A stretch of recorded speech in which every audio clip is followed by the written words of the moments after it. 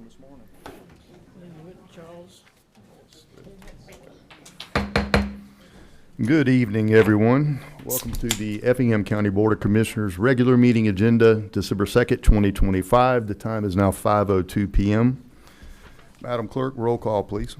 Commissioner Floyd, Here. Commissioner Burdette, Here. Chairman Ron, Here. Commissioner Deloach, Here. Commissioner Helmley, Here. and Commissioner Kiefer. Here. You have a full board, sir. Thank you, ma'am. And you have someone for our invocation tonight? Yes, sir, we do. Commissioners and staff and guests, tonight we have Mr. Devin Jacoby Jones. Mr. Jones serves as pastor of the Deliverance Church of Christ and has devoted his life to ministry and public service. He is academically distinguished, holding a bachelor's degree in healthcare administration and a master's degree in business administration and healthcare administration. Importantly, he is a lifelong resident of Effingham County. Devin is the business owner of Youth United Learning Center, located in Effingham in the town of Eden. He is a devoted husband, father, and respected community servant leader, known for his integrity, leadership, and dedication to uplifting others. Devin is committed to fostering faith, service, and excellence. Help me welcome Pastor Jacoby Jones.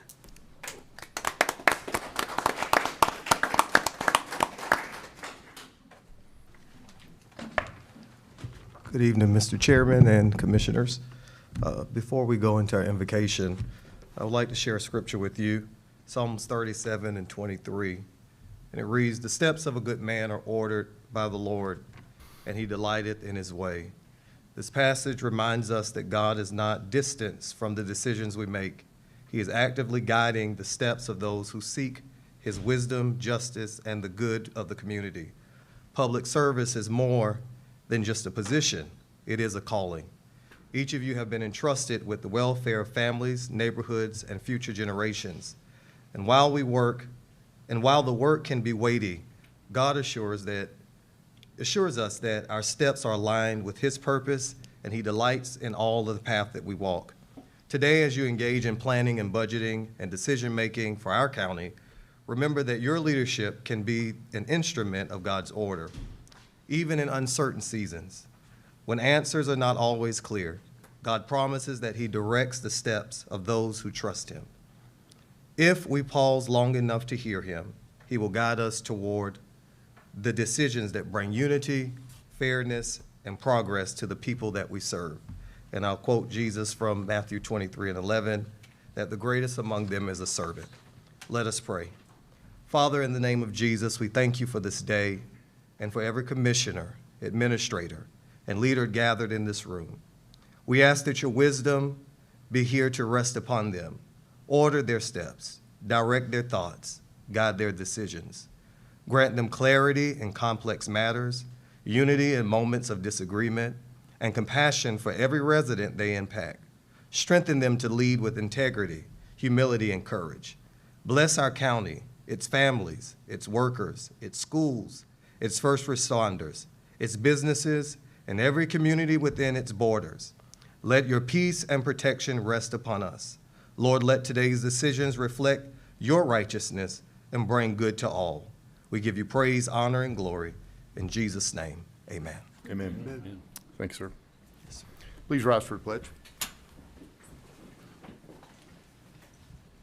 I pledge allegiance to the flag of the United States of America and to the republic for which it stands, one nation, under God, indivisible, with liberty and justice for all.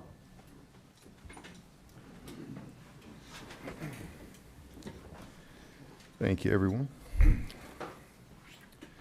Moving to item number 5, agenda approval, consideration of a resolution to approve the agenda. Madam Clerk, I understand there's no changes tonight, is that correct? No changes that I'm aware of, sir. Very good. I'll entertain a motion. Madam Clerk, I'm sorry. Staff did want to change an item. Under unfinished business, item number 1. And this is consideration Yes. to approve the first reading. Forgot about that one. Staff does ask to withdraw this item.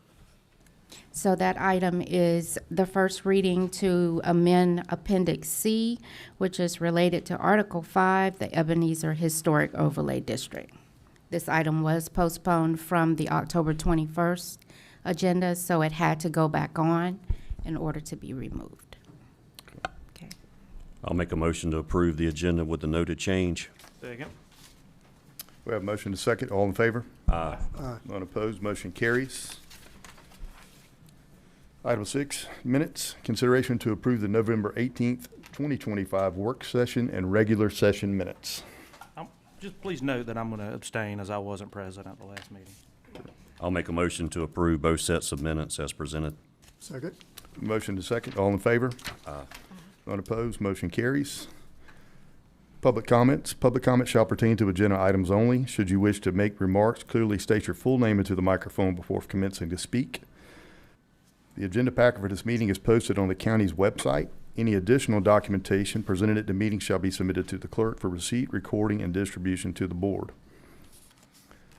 Item number 9 is a presentation. We have a presentation tonight by Mr. Charles Bowen.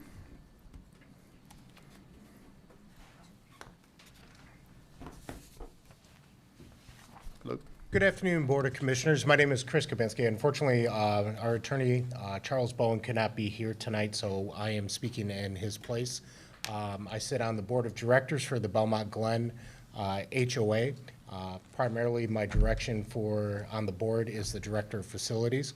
And at the direction of the board, we had our attorney, Charles Bowen, submit over our list of complaints. And the primary reason that we are here tonight is we are trying to state our case and get ahead of Phase 4 and subsequently Phase 5 of the approval known as the development in New Haven.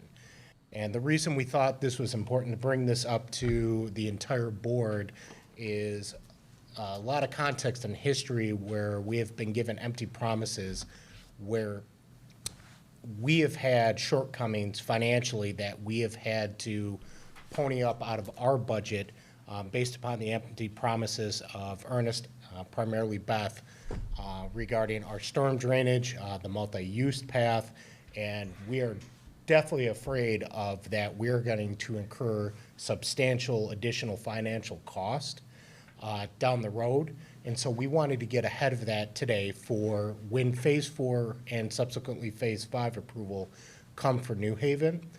We wanted to at least state our case as we have tons of emails, tons of facts, tons of documentation that we have submitted within the agenda, but we have a mountain of emails and also evidence to back our case as well. So with that being said, did you guys just want to roll through what was submitted by Bo in the agenda? Sure. Yeah, just, if you want to just run through the bold items, I guess. and Yes. kind of- Was provided in our package, so I'm Yeah. a little bit familiar. So. Got it. Okay. So I'm going to start in Section 2. First and foremost, the construction of the multi-use path. A couple months ago, we met with a couple of the members of the Board of Commissioners and a couple representatives, from the county, that we were requesting to get a path connecting the two parts of the neighborhood. The primary reason for this is there is a lot of children that have been seen walking down Hodgeville because there is no physical path between New Haven to the north and traditional Belmont Glen to the south, where all our amenities lay. Twice prior, I personally tried to work with Beth to construct a path connecting the two neighborhoods, one which was documented in the final master plan that she reneged on both. It was then that we had started talking to the county to try and come to solution, that we knew that the multi-use paths were coming. So we had met with the board.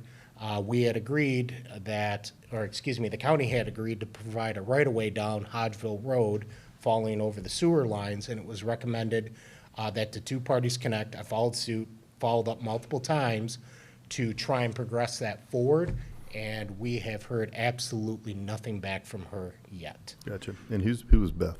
I'm sorry, Beth Homley, she is the president of Ernest Community. Okay. And I'm going to pause you real quick here. Chelsea, have you reviewed any of these here? You or Pam or anyone as part of these pieces here? I'm just curious if this was part of the original construction of the neighborhood. So I can tell you that, New Haven, Phase 4 is currently in development plan review, and New Haven Phase 5 we have not seen, anything submitted as of yet for Phase 5. Okay, so the multi-use path, for example, was that submitted as part of the package? Okay. It's not, and simply because there's no development plan for, currently for the piece of property that connects the two, which is still part of this PD. It's a commercial section as part of this PD. Right. But without that development plan, it kind of the missing puzzle piece to put that trail in. Is it one developer slash builder for that whole area, or is it multiple? It is one developer, but there are two builders, Fairclough and Ernest Homes that. But Beth is with a developer? Yes. Okay. Yes, Beth with Ernest Homes, I apologize. Okay. I know when we had that meeting, it was, I thought the engineer was tasked to provide a proposal and a path, and we were providing the right-of-way for that. Did that ever occur? No, it did not. We like I said, we have heard, nothing back other than that they would grant the right-of-way, and that was it. So nothing on the engineer's side? Nope. Part of what they submit, I mean, we could make that a stipulation that they have to have Yeah, I mean- connectivity to the two neighborhoods. Well, that was a concern I had. It was safety more than anything else. Excuse me, Mr. Burdette, I would just be hesitant to start discussing what may or may Right. happen in the future related to this project. Right. If you would, we have this in our packet, so if you want to kind of hit the bolds and Yep. just in the interest of, Time. yeah, Yep. time for other people here as well. Got it. Okay. Point B, stormwater pond remediation. This has been a major point, and within the packet, you guys can see the issues that we have had with stormwater remediation, drain off. During our meeting that we had the last time around, one major problem that we have had is behind the section of townhomes. In short, it was either not engineered correctly or possibly a mistake was made, or I believe what has happened is that Ernest Homes did not follow the direction of CJ Chance. And this was brought light to me by CJ at that meeting, that where we had requested 2 sections of additional drainage to be put in, and CJ had confirmed that was supposed to be done, she had only placed in 1. And we are having subsequent problems with flooding in the neighborhood, and our fear is once Phase 4 comes in and all the development that we've had back there, that this is going to follow suit. Are there any questions regarding that? No, sir. Okay.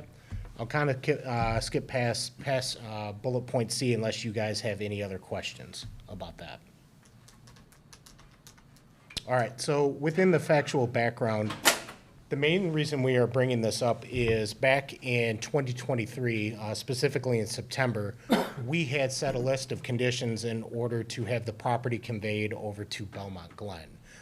In those were around the first pond that is behind Bellevue Boulevard to the south of Liam, and those are some of the pictures that are in there. And in those lists of conditions that we had, that it was, that'd be acceptable, that we could maintain it. And when we pushed back, saying that this did not meet, our criteria, Margaret, the attorney for Ernest, had replied saying, sorry, the property was already conveyed to you 2 months prior in July of 2023. So everything that we had sent to them, they were negotiating in bad faith. They had absolutely no intention of sticking to what was promised and what we had agreed to. And we are afraid that this is going to happen again based upon some of the pictures where you can see the 2 additional ponds in the back. We have no way to maintain it, and there is a planned walking path. And to try and maintain the aesthetics like we do in Belmont Glen, we stock the ponds with fish. It's used as a walking path.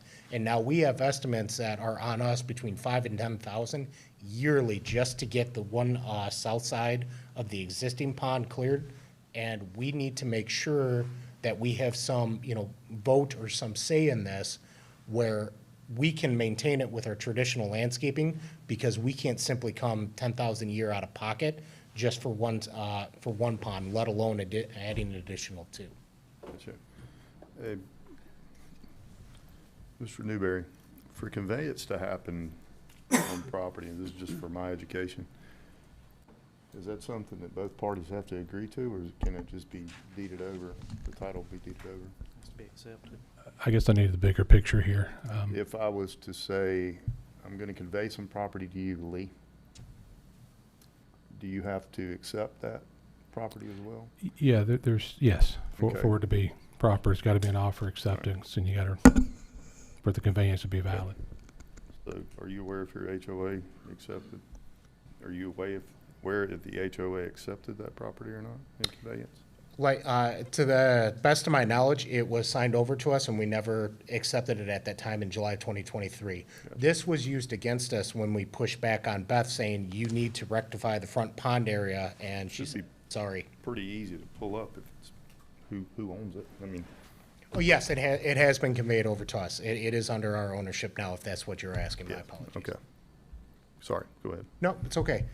Those were pretty much the main, talking points that I wanted to go over. This was just to have our case, official on record. You guys have all the information already in the packet, along with all the pictures. Are there any questions about what was submitted within the packet pictures that you guys had seen?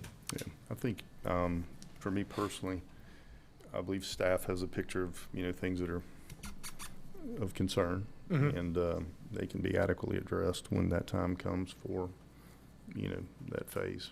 Yes. Or will be considered, not, That's all we ask.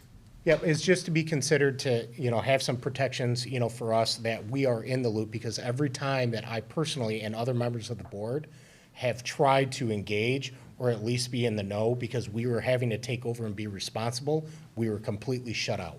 is the board fully in control now? Is the declarant Yes, still yep, in control? we have been in Okay. control for, a long time. That is Gotcha. correct. Thank you, sir. All right, thank you. Thanks. I don't know if there's other residents, I know there's a few here that may want to speak on it, but if there are no other questions, I appreciate the board's time and at least hearing our list of concerns, so. Yes, sir. Thank you. Thank you. Very good. Is there anyone else that wants to add or has anything they'd like to add? Okay. Very good. Thank you, guys. Thank you. All right. We'll now move into our consent agenda. This section shall include all routine items for which there will be no discussion. Should a need arise for a debate, the item can be moved to the appropriate area of the agenda.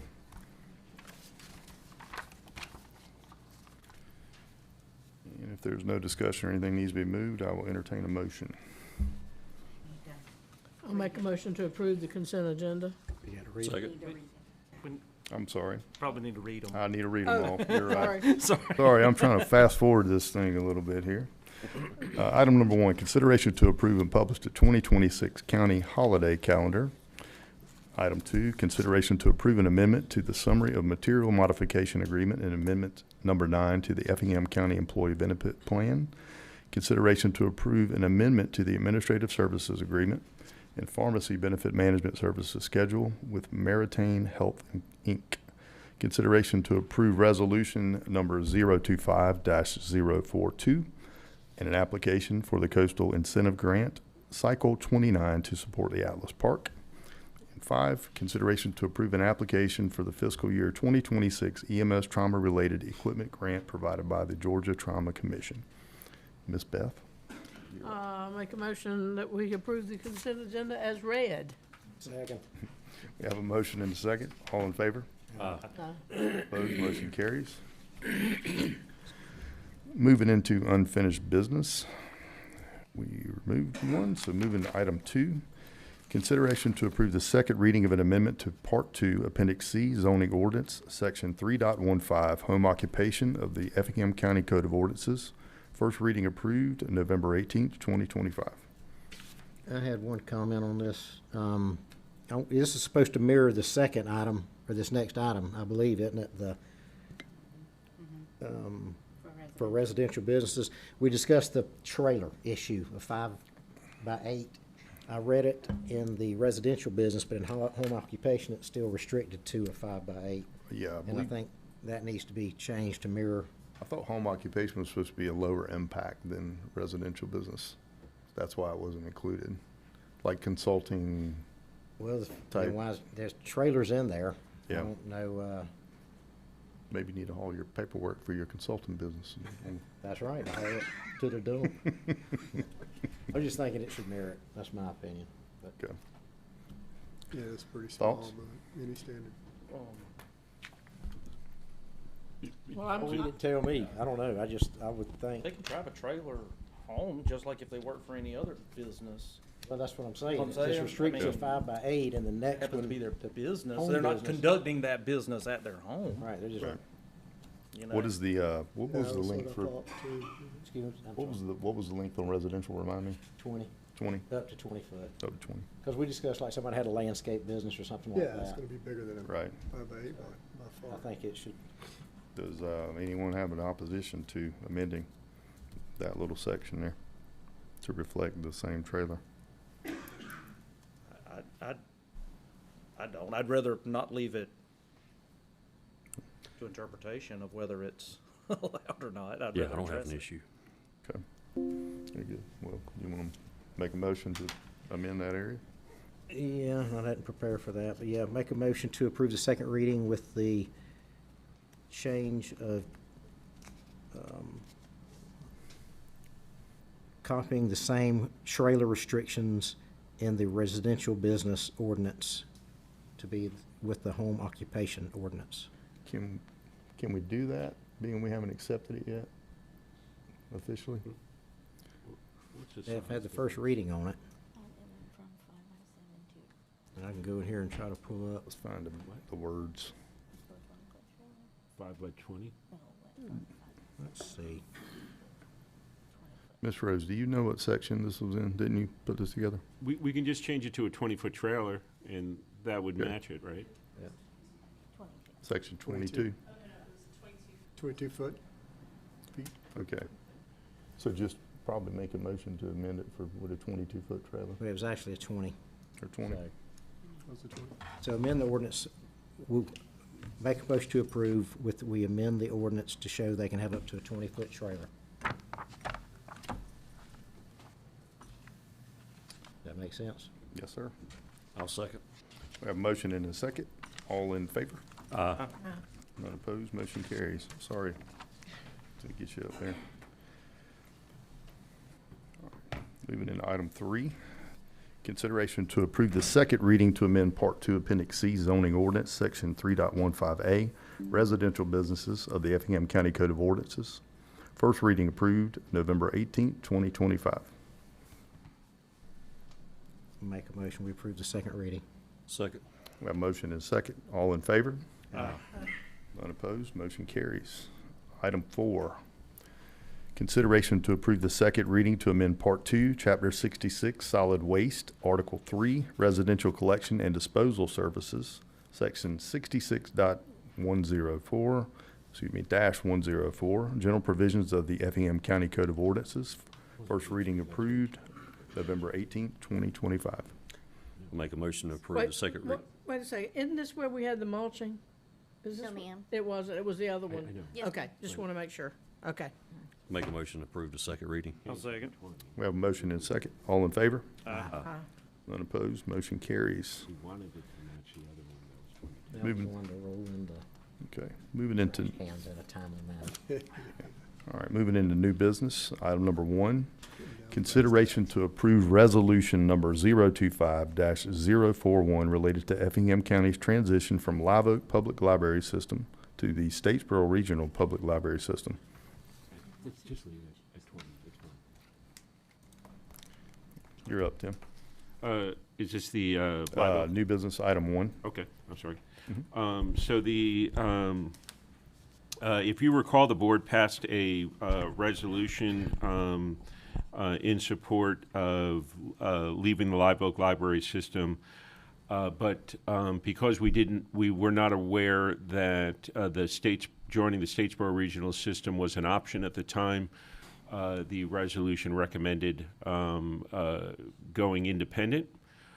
Since then, the option to join Statesboro has opened up. As a matter of fact, their regional board voted to invite us. And subsequently, on November 19th, the Effingham County Library Board of Trustees voted to withdraw from the Live Oak Library regional system and also to join the Statesboro Regional Library System. So we wanted to amend the original resolution that we passed so that it matches the actions of the Library Board of Trustees to show our support. Very good. And staff recommends alternative one. Thank you, sir. I'll entertain a motion. Make a motion, we approve alternative one. Second. I have a motion and a second. All in favor?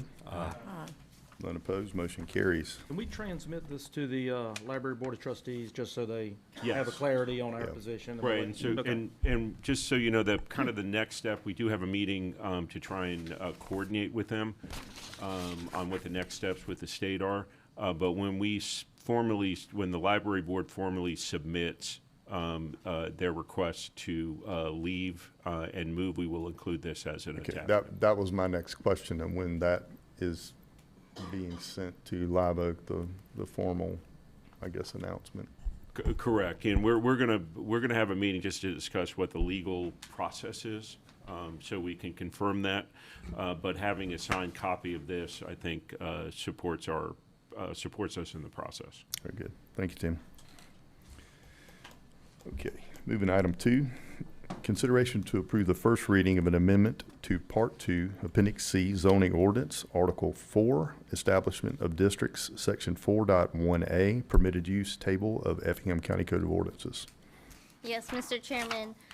So as part of the updating the zoning ordinances, now that that is complete, staff has realized that we do need to make some corrections to the table of permitted uses. And before I go into what has changed here, staff did recently have a meeting and realized that there's additional changes that needed to be made even after the packet was submitted. So I'm going to go over those changes as well.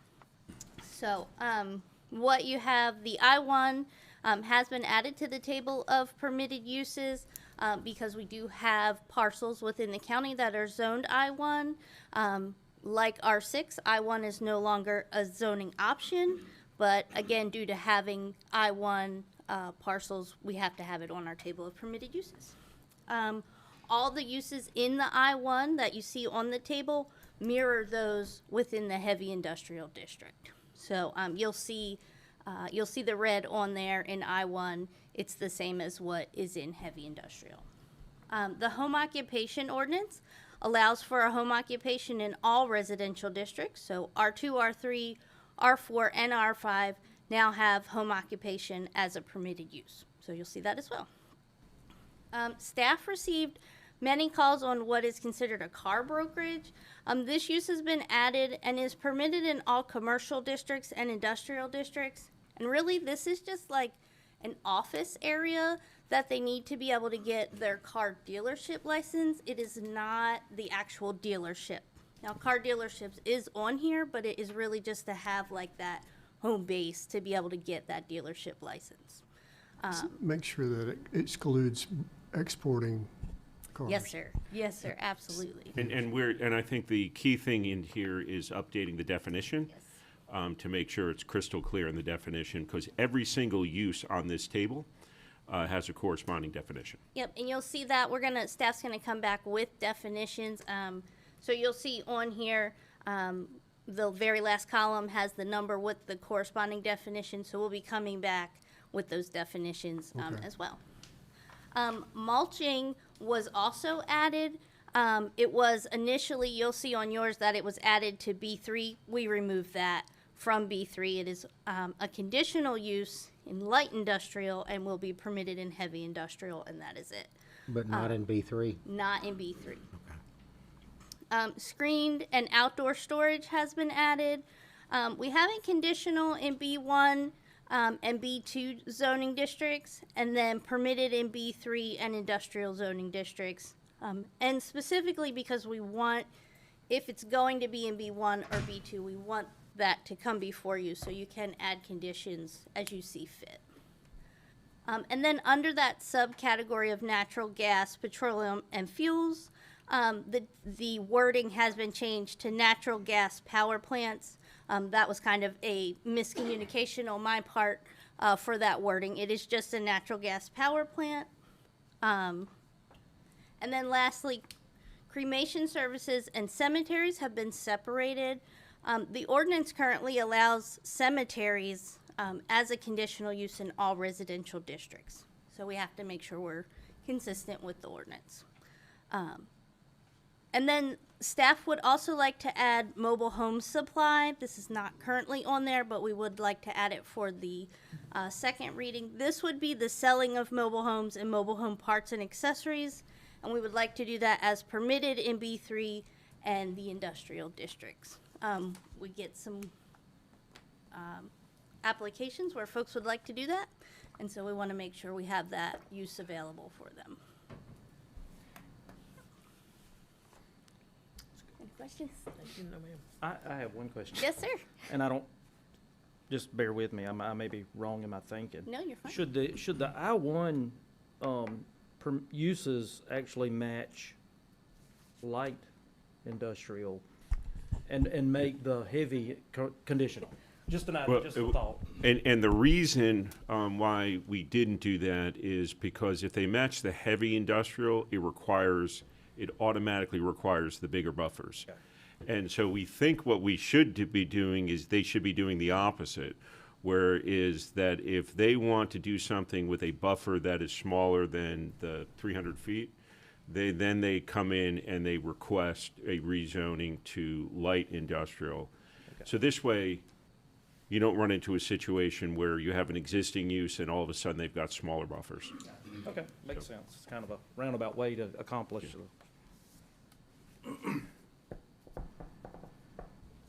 Very good. Yeah.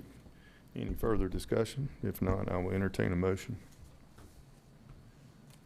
I'll make a motion we approve as presented, Second. with Yep. the addition Oh, of the changes, other yeah. item. Changes. Yeah. Very good. We have a motion and a second. All in favor? Aye. None opposed, motion carries. Item 3, consideration to approve the first reading to amend Part 2, Appendix B, subdivision regulations of the Effingham County Code of Ordinances. Yes, Mr. Chairman. So as staff and the steering committee have worked through the residential districts, it became apparent that the subdivision regulations also needed to be amended. Specifically, again, looking at the parking requirements. So all of the residential zoning districts have their own set of parking requirements. We've also put in there a visual as well. And that is specifically for that street extension parking requirement. So you'll see some folks call them like the bulb out. So that has been added. A front buffer requirement of 50 feet has also been included for major subdivisions. And then language, again, has been included that will require the street extension parking requirements. Again, the ordinance has been updated to be concise and consistent with the Effingham County Master Transportation Plan. Thank you, ma'am. No discussion, I'll entertain a motion. Make a motion we approve alternative 1. Second. We have a motion and a second. All in favor? Aye. None opposed, motion carries. Item 4, consideration to approve an application by Peter, I'm going to Schonauer as agent for, did I do good? As agent for Kerry Graham for a site plan for Springfield Dollar General located on Old Tusculum Road, map number 366, parcel number 48 in the 3rd District. Thank you, Kimberly Bartlett, Senior Planner. The proposed site plan pertains to the development of a Dollar General.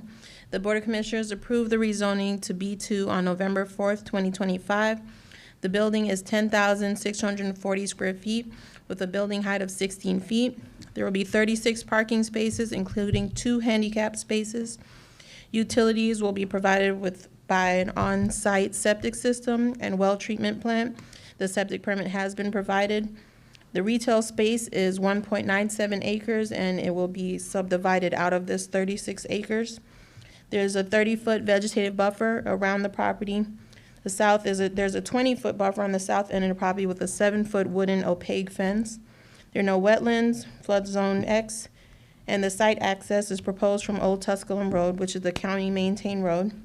Staff has reviewed the application, and it is complete with the following stipulations: that Development Services shall review and sign the plat, then the plat shall be recorded, and an encroachment permit must be reviewed and approved by the county engineer. Thank you, ma'am. Mr. Deloach, any concerns here? No, I looked over the site plan and it looked like it checked the boxes, with the vegetative buffer and with the fence. If there's, That- go ahead. The one thing, the Dollar General, I don't know if y'all remember, I had complaints up there at 17 and Blue Jay, and the retention pond next to Blue Jay Road, it kept getting overgrown, or it was overgrown. I mean, there was 4-inch trees growing up in it. Is there any stipulation we can have, make sure that's maintained annually or something, so it doesn't get in such a situation we start getting calls? I mean, they keep the grass mowed, but that pond was like a jungle. Is anybody from Dollar General here? Stormwater maintenance. I would think it. Or how do we enforce that? I mean, that's their pond, but it was Yeah, actually so- becoming a hazard, in my opinion. That's the reason they, I'd have to look back. I don't know offhand for commercial or industrial, but I think about the the maintenance agreement that for neighborhoods, for HOAs and whatnot, that they have to sign. Saying that they're going to maintain the ponds and whatnot. So I would look to see. I'd have to do some more research for commercial, industrial, to see if there's anything there. I don't really need a stipulation to, I think it Agreed, brings a but- good point for other places as well. but it seems some of these aren't being maintained as they should. All right. And not just Dollar General. Right, yeah, I'll have to look in to see what commercial and industrial, and if there's anything in the local design manual, but. They're not. Can we table it until we get exactly the wording we need to? It isn't that I don't- big a deal. It's just, No, I I mean, think they it, took I think care it of it is once. because, once we, I don't know who got in touch. I made the comment here in a meeting and somebody reached out and I guess they finally took care of it. Mr. Chairman, Commissioners, I'm Peter Schoenauer with Tidewater Engineering. My client is Tower Development. They have a relationship with Dollar General Corporate. There is, from time to time, we do encounter issues with lack of maintenance. Unfortunately, it's out of our control at that point because of the lease agreement, the way it's set up. But Terramore makes every effort, and they've done it quite recently, where I forget what county it was now. Forgive me, but they reached out to me. I reached out to Terramore, and they reached out to corporate, and things were taken care of. It was taken care of. It took a few months, so I don't know what the chain of And command. I understand, and I hate when I see stores not being maintained because I All right, want so to be a Terramore's reflection. the owner. Terramore is the developer, and, Okay. and they have a Never mind. If you're looking lease up- agreement with Dollar General Corporate. Gotcha. But I really hope that we don't have to table it for this because we have been pushed so far back with the I'm good moving forward. I just Yeah, I want don't to make see an sure issue with site they're plan. aware they need to take care of the detention ponds before it gets out of control like this last one did. I mean, we still have some more yard lines to reach before this is completely off the table, so I think we can move forward with it. Hey, found this in the local design manual. There is supposed to be a maintenance agreement, that's supposed to be submitted with the plat. So, I mean, I think getting that agreement, signed at the time of this, plat and recorded, I mean, that's our current plan. Now, if we wanted to pivot and maybe put some ramifications or maybe some teeth behind, if the maintenance plan isn't adhered to, I mean, that's something that we I can think look that's at. something that I was gonna just talk to Tim about. I was just whispering to Jamie that maybe we need some kind of separate blanket coverage for any maintenance agreement that we do have, that if, you know, if they don't do it and the county does it, that we have to be reimbursed or something, you know, just to put some teeth into it somehow. Correct, and so when, we can approve it and make sure that they have what's required there, which is the maintenance agreement, correct? Correct. That's what they're saying, That's is right. that, when is it the final plat? That's correct, yeah. Yeah, At the so time when the of final plat comes to us for approval, because we still have some responsibilities here, the requirement currently is that they have a maintenance agreement agreeing to maintain it. And so it's our responsibility to make sure that they include that, so. I'm satisfied with that. Yeah. I think it can be covered in that agreement. Yes. Of what the ramifications are, and Mhm. just have And that it- as a blanket. And if it's not, and even like for clear for existing, I think some of the updates that we want to do with regards to stormwater in maintenance will clearly address that. Okay, very good. And I probably would disagree a little bit with you, and I apologize, it's out of your hands, but as long as they're the landowner, it would be in your hands. Now, whether you transfer that responsibility to your Yeah, it's tenant. part through of the that lease or not, exactly. Yeah. Sorry, Jamie. Okay. Very good. Well, with that, I'll entertain a motion. I will make a motion to approve the site plan. Second. We have a motion and a second. All in favor? Aye. None opposed, motion carries. Item 5, consideration to approve an application by Holton Brinson as agent for A. Lee Crider for a site plan for Noel C. Conaway Dollar General located on Nice Road, map number 375E, parcel number 5 and 6 in the 2nd District. Thank you, Kimberly Bartlett, Senior Planner. The proposed site land pertains to another Dollar General. The Board of Commissioners approved this rezoning to B1 on July 16th, and that should say 2024. It was approved to allow for commercial/business opportunities. The building is 10,640 square feet with a building height of 19 feet. There will be 40 parking spaces, including 2 handicap spaces. Utilities will be provided as such, an on-site septic system and well treatment plant. A level 3 soil report has been provided and the septic permit will be obtained. The retail space is 1.60 acres. Once the parcels are combined, there's a 30-foot vegetative buffer around the property and a 10-foot vegetative buffer on the public street. Site access is proposed for Nice Road, which is a county-maintained road.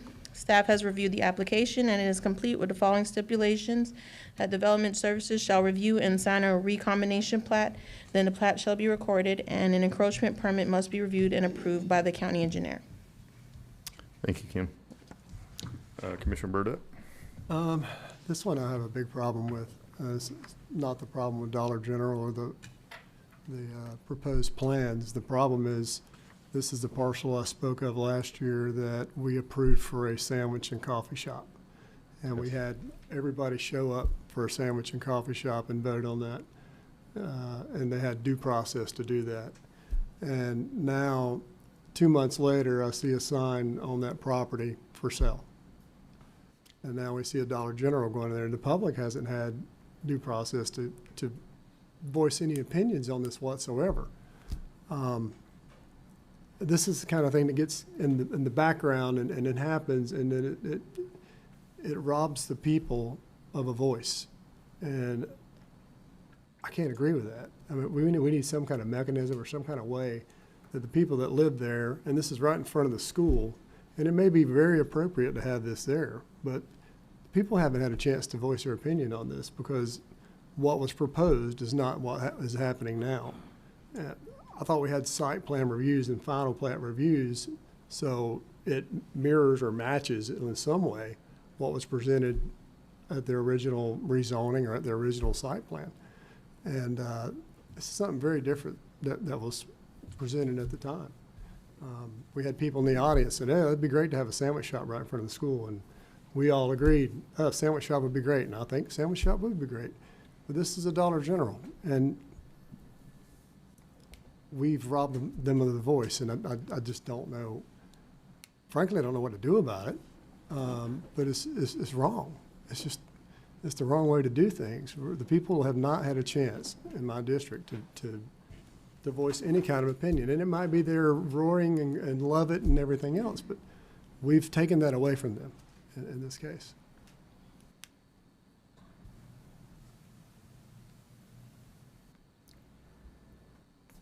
I don't really know, I mean, once I don't know what the remedy is for the that. zoning is in place, and for whatever reason, plans change, you can't just go back and take the zoning. That's the reason it's so important can't. to kind of know what's, but then again, The if owners it- promised it's something. rezone B1, which is the most restrictive commercial. Does Dollar General fit in a B1? I mean, it could be a coffee shop, Dollar General, and there's probably 100 other things it could have been. True, true.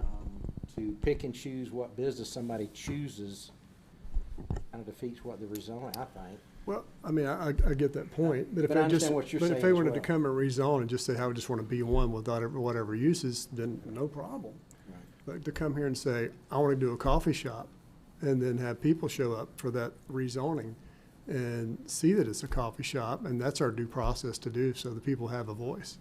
I understand. In this case, it's been taken away, and something else is here. And like I say, it's nothing against Dollar General, they're a great company. It might be something great for this area, but our people haven't had a chance to say anything, and they don't even know this is occurring today. You know, all these people are, because it happens under the radar once this occurs. It's a fault in the system, and frankly, it doesn't look good on the owner. Yeah, it's a bait and switch. It's a bait and switch type thing. So, Probably only two ways to really do that is at the time of rezoning to have stipulations placed on it then, which Right. is not, or, and you would think you wouldn't have to do that. I You would understand. think I know. that people would be honest and forthright. And I know plans change, but that, I voiced my concerns when that sign went up right after we approved it. I'm like, man, this, I already put a for sale sign up there and we approved a sandwich shop. Yeah. You know, so I don't know what the intentions were, but it certainly didn't look good. Is there a legal way that we can table this until we give the opportunity for the people to speak in that area? Can we hold another public hearing? Yeah. Based on the plat approval? I would Yeah, think- I don't believe our ordinance is gonna, Yeah. that doesn't speak to that. I mean, the zoning is where everybody gets their due process. And so when you get the rezoning and you've got a list of permitted uses, as long as this was one of the permitted uses, they have a right, because they have the zoning. This wasn't conditioned on being one particular use, and I would always caution looking at each property separately and thinking, all right, we want this here and nothing else. That should be the exception to the rule based on what's around it. So yeah, to answer your My question. I think it would be probably disingenuous to have the people come Right. and have their voice heard, but knowing that ship has sailed. I mean, you know what, I mean, Yeah. you got that side of it too. That's not fair to the public. How are you delineating B1 from B2? I see a neighborhood, so obviously Dollar General is going to generate a lot of traffic. Yeah, and it's So right in front of how- the school entrance how are as we well. what? What are the guidelines for it to be a neighborhood commercial? Is there a safety issue? Is that what you're talking about? Well, I mean, for neighborhood commercial, which is B1, correct? Yes, sir. Okay, versus general commercial, B2. B2. How is this considered neighborhood, number one? And then what kind of traffic generation is allowed within a B1? And would Dollar General meet that guideline based on what I'll call typical trips to and from that store?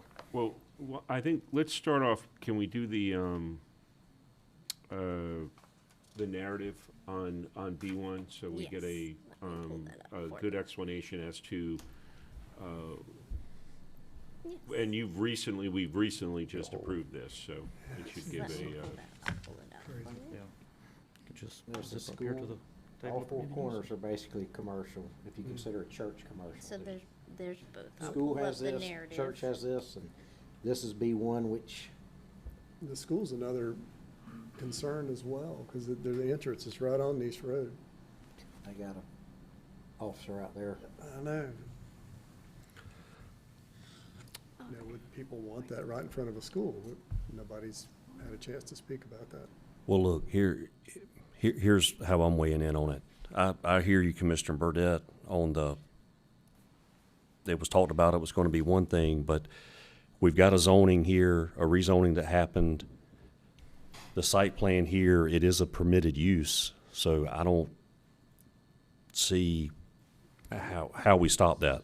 Yeah, and if they're complying with all our ordinance within B1, Okay. And I see the legality portion of it. Just because it's legal doesn't mean it's right. So, So, I mean, just so you know whether it fits in or not, I'm going to read the whole thing, just so you know. So, B1 neighborhood commercial is intended to accommodate small-scale commercial uses that primarily serve the daily needs of nearby residential areas. These businesses provide convenient shopping, dining, and personal services that enhance the livability of surrounding neighborhoods without generating excess traffic, noise, or other disruptions. Due to their close proximity to residents, businesses within the district are expected to operate at a low-intensity level, maintaining scale and character that harmonizes with the adjacent residential development design. Site standards emphasize compatibility with the neighborhood, encouraging pedestrian-friendly environments, attractive landscaping, and architectural styles that blends with the buildings surrounding. Public service demands, including infrastructure, utilities, transportation, remain minimal, ensuring that the district supports economic activity without overburdening the community resources.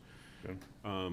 And so that's why when you're, let's say in your, the previous one that was passed, you know, these tend to fit in that, simply because they're not large, you know, mega supermarkets.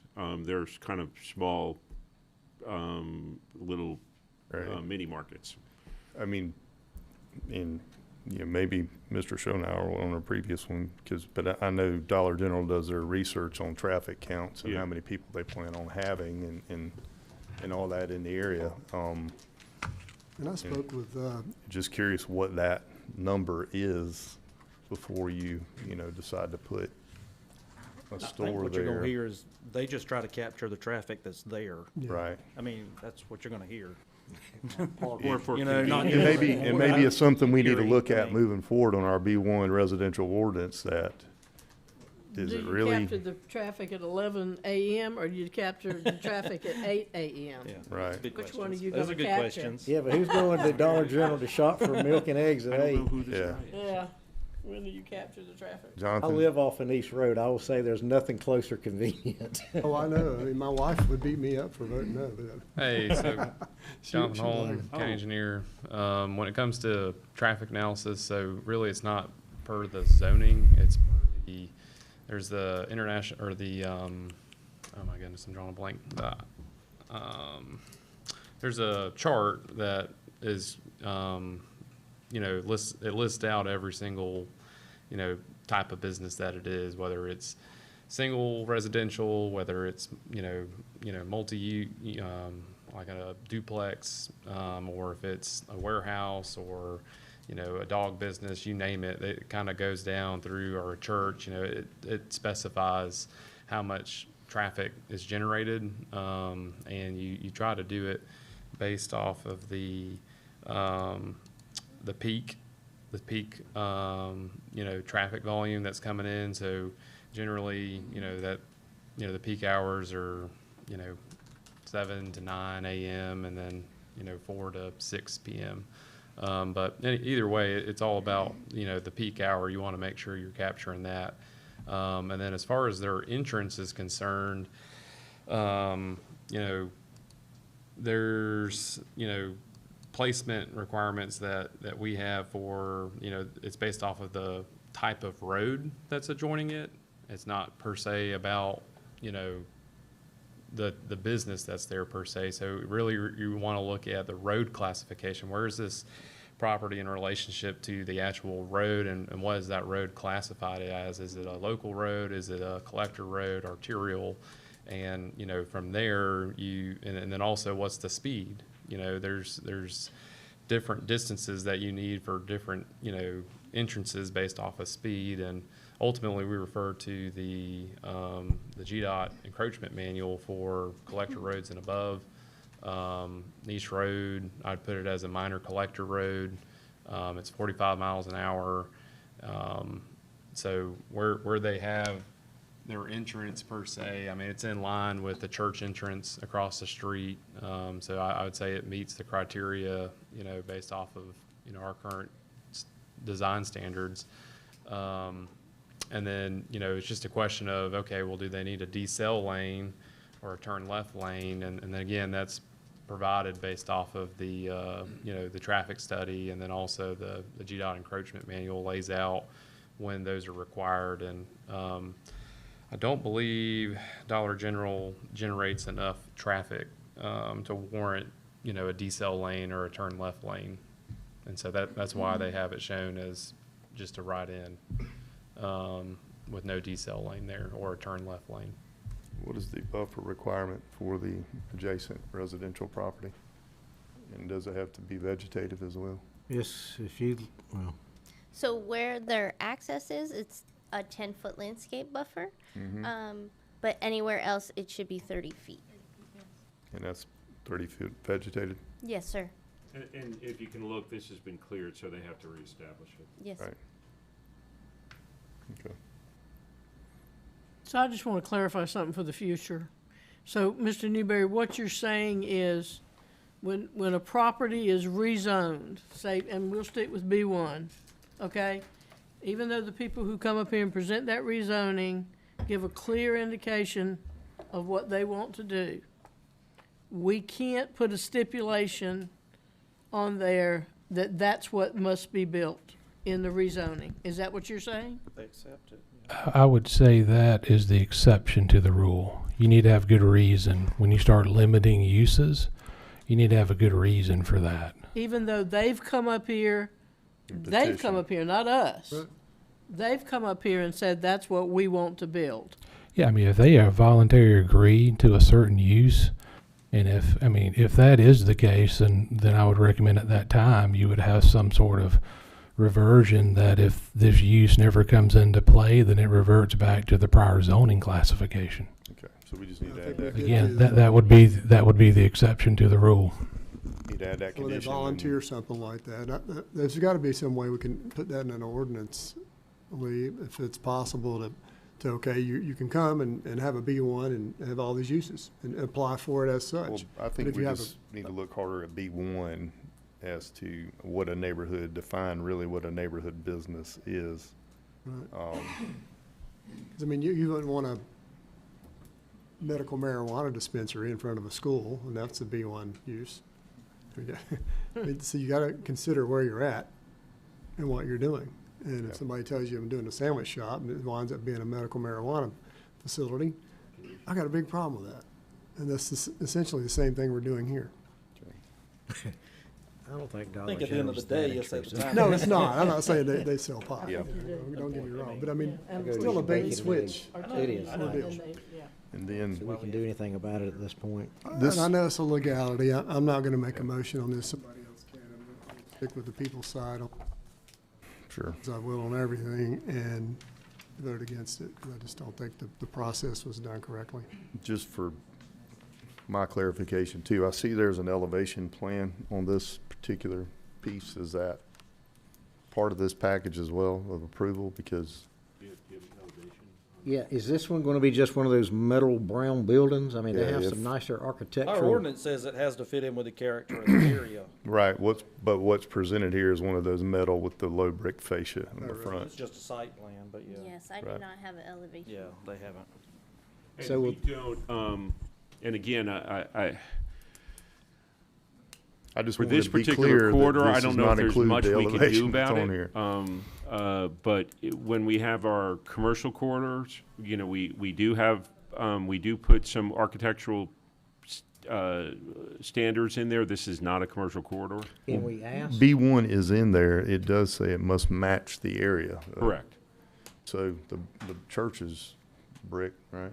School's brick. School's brick. Oh, yeah. That church has a lot of metal too, if I'm, Yeah. doesn't it? And I'm just saying, I mean, that was my one gripe about this one. I don't want another beige I agree, I metal agree. shed. want And I know one Dollar nice- General has some Barn, model, you barn. know, has some plans that Sure. are more attractive. So can we control that at this point, or is that something later that we can ask, or once we? I just approve don't this? want it to be confused that we're approving what is presented here in our packet. Who If there is a potential, Do or you maybe speak for just. Dollar General for this one as well? Anybody here? I did speak with Holton this morning about this. Great guy, I mean, nice guy. Well, I guess he's here. Yes. It's nothing, like I say, it's nothing against Dollar General in that way. I hope it didn't come off any other way than. I totally understand your concerns, and I do, just for the record and what we discussed earlier, we didn't engage this property owner until January of this year, so Right. It we was after he weren't had it for sale involved and- behind the scenes when he was going through the rezone process. I don't know anything about his initial intentions or whatever. But we would like it to fit the character of the area. Again, I don't want to support a metal building like this. I understand, when we present these projects to Dollar General, we present them with a budget. One of the big things we take into account is architectural requirements, as well as landscape requirements, parking requirements, everything else. It all affects the total development cost. My understanding of the ordinance is there isn't any architectural requirements that the current materials we've shown are allowed by the ordinance. Okay, let me be blunt. Is this what you're planning to build, or are y'all gonna upgrade it? How about that? That's the elevation we're planning to build, yes, sir. Okay, I don't support that. Okay. Size, compatibility, encouraging the That's in city, front of the school. and architectural styles that blend with residential surroundings. There you Does go. it blend, does that blend with a residential surrounding? I would say no, not in this case. Do we allow metal buildings for residents? Yes, because you could build those Barn dominium? barn dominiums. Is there Or are any they in that present in the area? area? Okay. But to Commissioner Kiefer's point, it's what's surrounding in the area, right? Well, it So says it's gotta residential blend. surroundings, surrounding, yeah. not what's Residential. surrounding an area. The church is not a stipulation, the school's Yeah. not. The only thing It's that supposed to- matches this, there's some mobile homes around there. Yeah. It doesn't match anything else around there, So in my it's opinion. very clear in the ordinance that most residential surroundings is the wording. Mhm. I don't, It would, whatever design they come up with, would have to match the surrounding residential properties. I'll ask you then. Do you want to, and then I'll ask the board this as well, if this is a suggestion, is this something that maybe they want to take back and come forward? Table it and bring back something else. I'm fine with the rezoning and the Dollar General. I'm not good with that. Well, let me ask this, are we just approving the site plan at this meeting, and any architectural building plans would be reviewed by staff? Yes. In a That future was review? my question, that I did not want it confused because the elevations were submitted with this at the same time, Sure. so. Yeah, Okay. my understanding was it was necessary as part of the application. Well, we but- can move forward then with that stipulation Not this. that there will be, some architectural guidelines or, discussion be put But the into actual that. architectural plans, and you can put a stipulation on it that the architectural plans have to, Conform have to with align the- with the B1 requirements, that it has to match the surrounding residential properties. Just be cognizant of what you're placing on staff to make it, to make that determination. Because after this, it goes to staff level from here on. Staff understand that I don't want a metal building. Just saying. Isn't there a final plan to be approved, or is this? Site plan, Yeah, that'd be site plan. This is site plan. Okay. Like I said, I don't want to make a motion. I want to side with our people, and, because they didn't get a chance to look this over. So I'm right. not gonna, Well, I'm if not any, gonna vote for this. is anyone willing to make the motion with the noted stipulations? I'll make a motion to support with the understanding that there will be an architectural review by the board and the staff. It meets the surrounding areas. The board and the staff? Yep. So it's got to come back to us? Well, it's gonna be presented to us for a second. For No, it final. won't. No, no. no, No. no. Again, the staff. just goes Well, to that's why I staff. said what I said. So, I trust staff. okay. I make a Second. motion, we approve. All right, we have a motion. We have a second. All in favor? Any opposed? Nay. Reluctantly. And one in opposition. Okay, so who was the second? Jamie? Okay, and the motion is to approve it with the submittal of architectural. Architectural that will be approved by staff. Okay, got it. Architectural To match to conform to B1, surrounding residential surroundings. And we had a nay by Commissioner Burgett. Thank you, sir. Motion passes. Thank you. All right. We're going to take a quick break before we run to the planning board. Let's take about 5 minutes here real quick. Then we can roll into Then we'll roll into planning. planning board.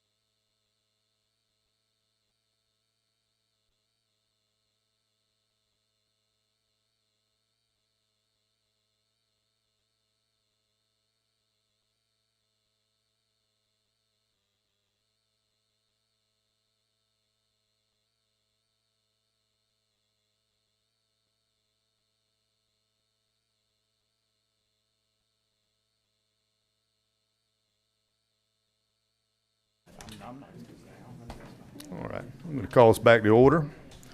We'll now move into our planning board. Item number 1.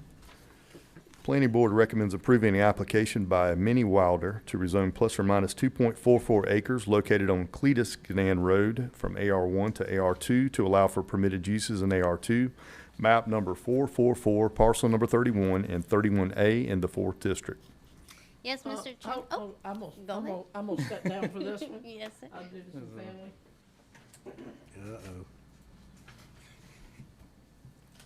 Now, sorry. All right, Mr. Chairman, the applicant proposes to rezone the approximate 2.44 acres to AR2, which is agricultural residential of 1 acre or more, to bring the property into conformance and to place a mobile home on the property of 444-31A, as you can see here on the screen, without requiring the variance process. These lots will be served by private well and private septic systems. And here's a larger view there. The future land use map does have this parcel within the agricultural residential area.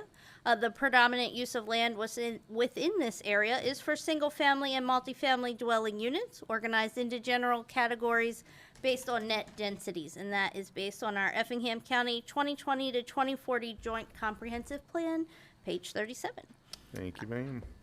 At the November 12th Planning Board meeting, the approval was unanimous, and staff has reviewed the application, and it is complete. Very good. Thank you, ma'am. All right. It's a public hearing. Is there anything the applicant would like to bring forth?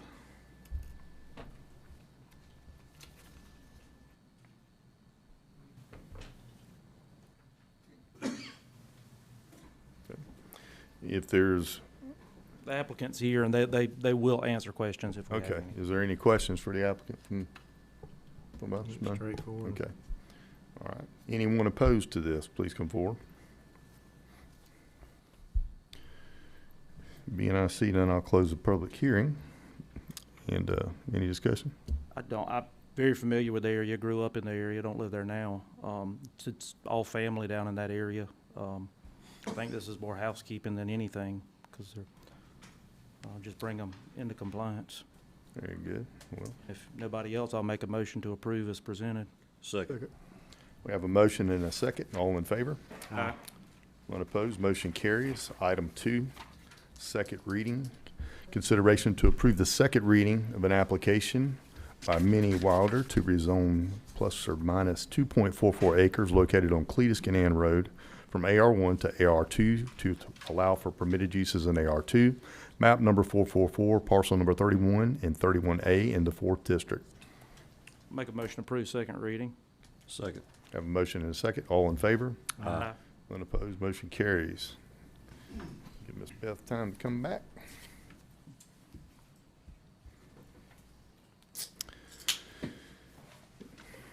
Moving into item number 3, Planning Board recommends approving an application by Carter Justice as an agent for Jason Reed to rezone plus or minus .90 acres located at 8240 Georgia Highway 21 North from B1 to B3 to allow for permitted uses in B3, map number 229, parcel number 15A in the 3rd district.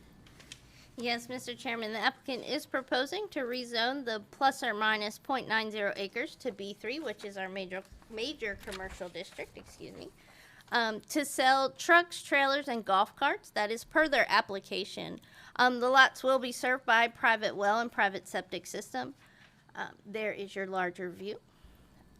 This parcel does fall within the agricultural area on the future land use map, which allows for low-density residential development that is compatible with nearby agricultural uses.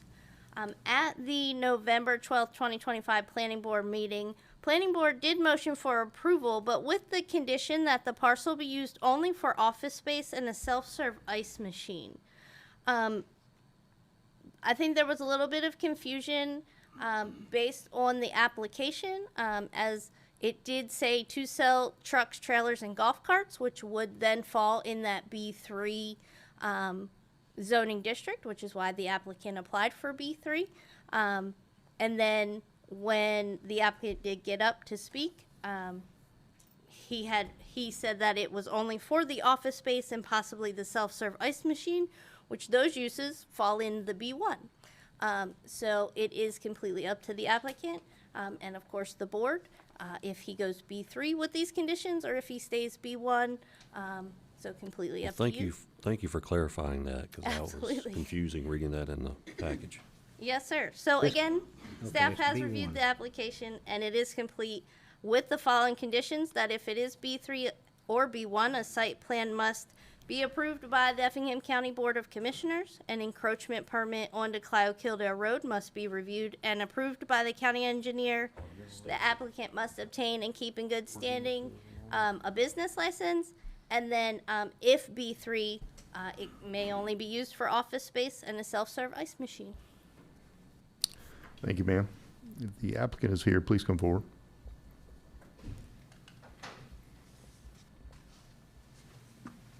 How you doing? Good, how are you? Good, good.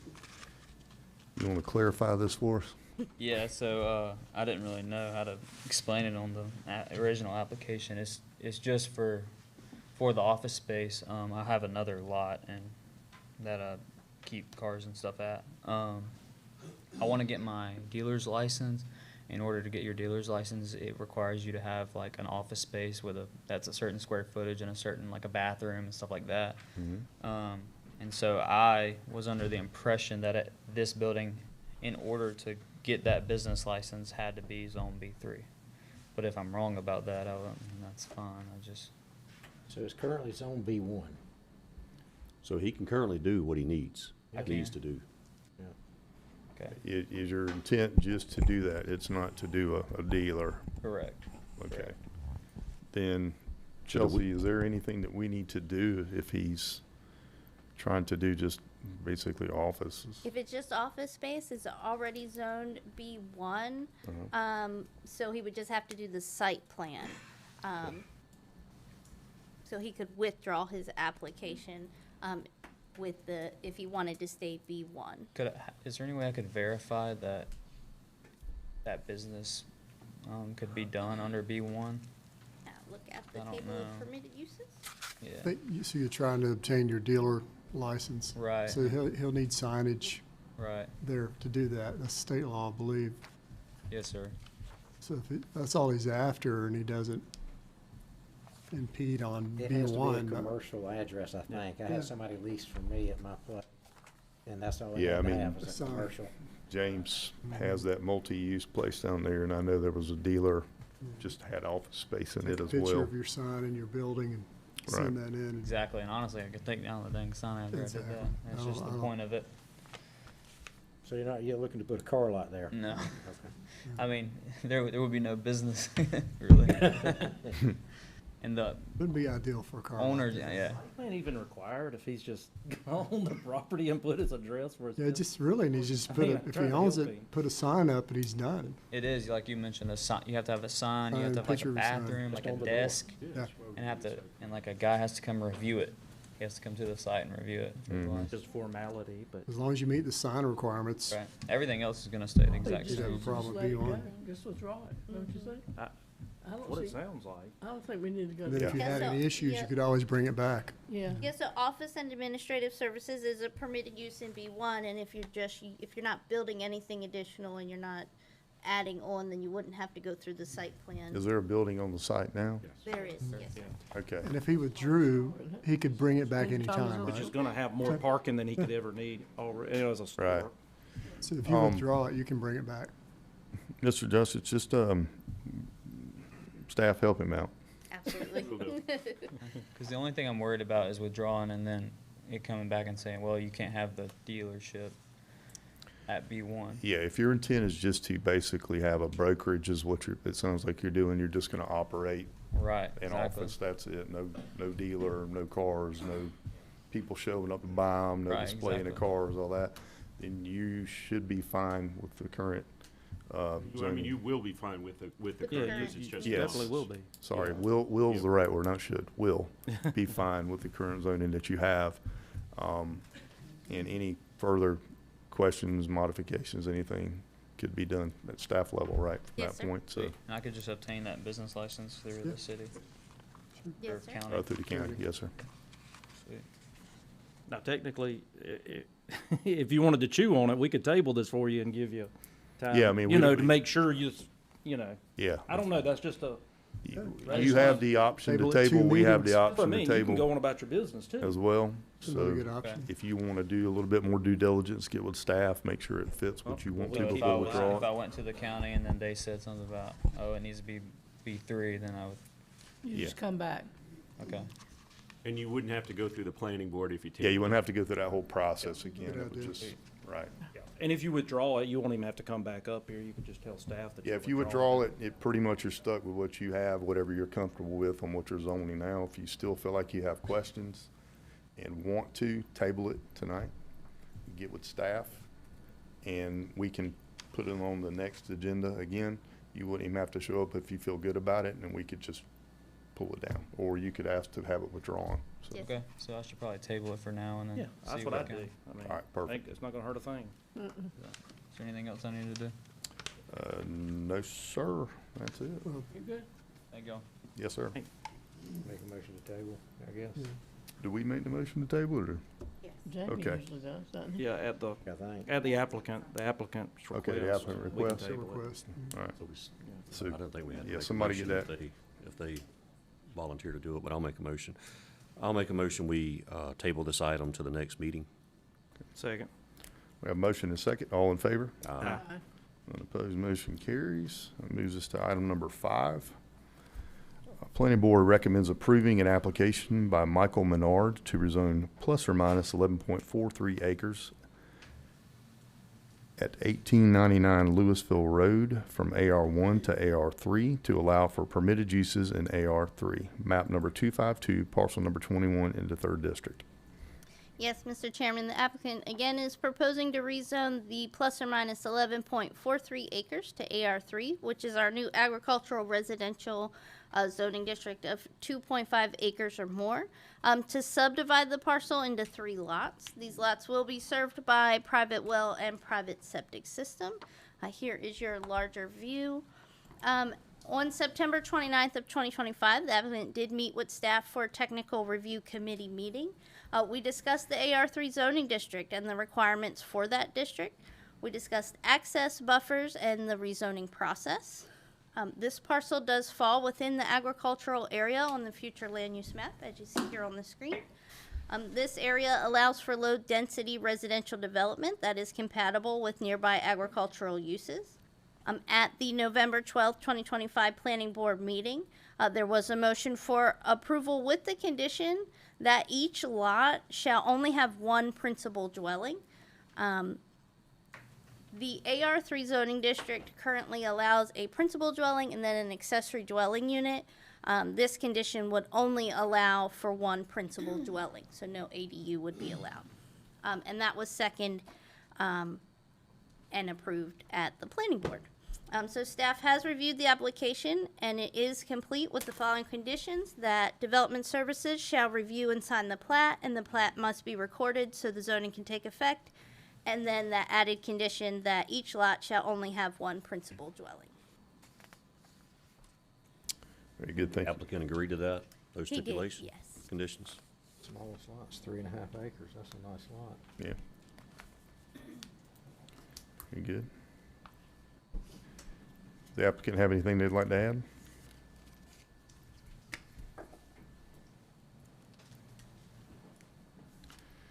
Is anyone here opposed? Or, I'm sorry, I didn't see you coming up, buddy. Menard. I just wanted to walk up and answer any questions you guys may have if you guys have any questions. I don't think I do. You understand the accessory dwelling, what that means? Okay. Yes, sir. Yeah, we're totally Okay. okay with that. Okay. Very good. Anyone else? Good. Thank you. Thank Good. you. Thanks, sir. Anyone here in opposition, please come forward.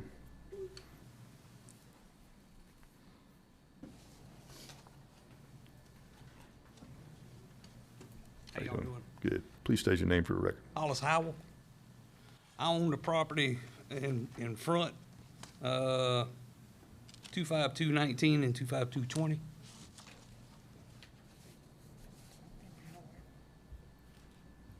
We got it. Okay. Go ahead. The concerns that I got is the service road. It's a little dirt path that goes back there. There at this time, I have to use it because I don't have a driveway. Because if you look, the land goes in front of mine, it goes through my front yard. This was all family land. And my mother put it in there in a peculiar way. But back then it didn't matter because it was family land. It was gonna never go nowhere. But the concerns that I have is the service road for one. I know they said you're supposed to be, what, 5 residents on an easement? Is what they said at the last meeting. Yes, sir, that's what the subdivision ordinance says. And there's 3 mobile homes back there now, plus my house. To the right of it is a creek, so that's wetlands. And the way the creek runs, you would just about have to go over the top of it. Down, it's a bay that runs down through there on the side of mine. And what else? Well, it's 5 parcels. Parcels, yes, sir. Yes. And the other thing I was concerned about was there's 10 acres behind that. And if they decide to sell that, what we gonna do about the service road? So behind it looks to be wetlands. And then the front side is what you're referring to? Yes, According sir. to this drawing here. If you look at the tree line, I'm trying to find a drawing showing. the driveway runs down the tree line. Yes, sir. Okay, so that property to the left of it, if you're looking at it. Yes, sir. Yeah, me looking at the tree line be on the left-hand side. Mm-hmm. But like I say, it's just a dirt path that runs down through there. And, I mean, I don't know if there's, Is there a dedicated easement? I'll say there's. yes, Well, it's a 60-foot easement. So there, it can be improved. Sure.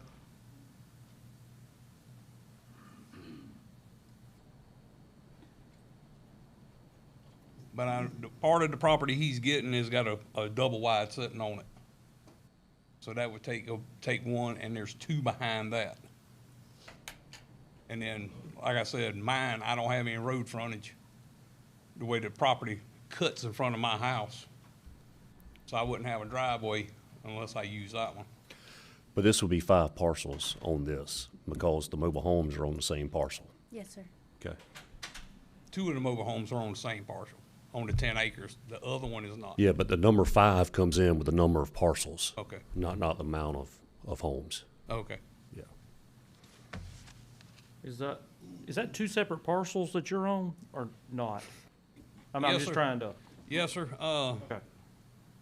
When my uncle sold this property, in the family, we tried to purchase it, and he just flat refused to sell it to us. So I talked him in to selling me a half an acre because I had a boat shelter back then. I told him, I was like, if you do this, I can't get my boat in and out of the shelter because where the property line ran at my house. So he's like, I'll sell you a half an acre. And that's all he was selling me. I tried to get the part down beside my house so I could get the front yard. Because, like I said, another concern is the owner or whoever buys this could go out there and put a fence in front of my house, and there's nothing I can do about it. You don't have an easement to come across that? No, sir. The only easement runs down the side right there. And if you look from that corner, those corners, it kind of runs at an angle. When my mother put this in there, she put it in a diamond. Once again, it wasn't gonna never go nowhere, it was all family. Because actually, this was supposed to go to the other side of the road. But when they built the road back in the 70s, they moved the road. So it went to this side.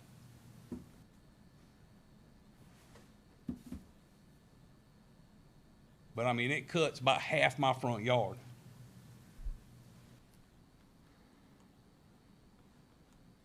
He was talking about the fence. Yeah, I'm If you've just got an having a hard easement, time you should still visualizing. be able to access I the, guess it depends train. on how is your house positioned in relation to? Facing the road. To the driveway? No, sir, I don't have a driveway in front of the house. Facing the old Louisville Road? Correct. Okay. It's on a curve. There's a very sharp curve and it embanks. Easement they shouldn't be able to put a fence on the easement. No, the easement's the easement is to the left. Which would be, if you're looking out your front door, it'll be to your left. Correct. Okay. Straight in front of my house is where that piece of property jets across. Yeah.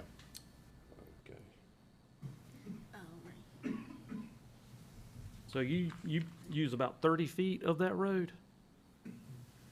Or not? I'm trying to follow. I'm trying to follow it too. Wish I had a laser I got it pointer right zoomed now. in here, but So, It's- so, when so they put what's your the- parcel number? What's your parcel number again? 252, 19, and 20. So these are two little sections up at the top there. Okay, So if you imagine his house, if you're looking at it, right there, okay.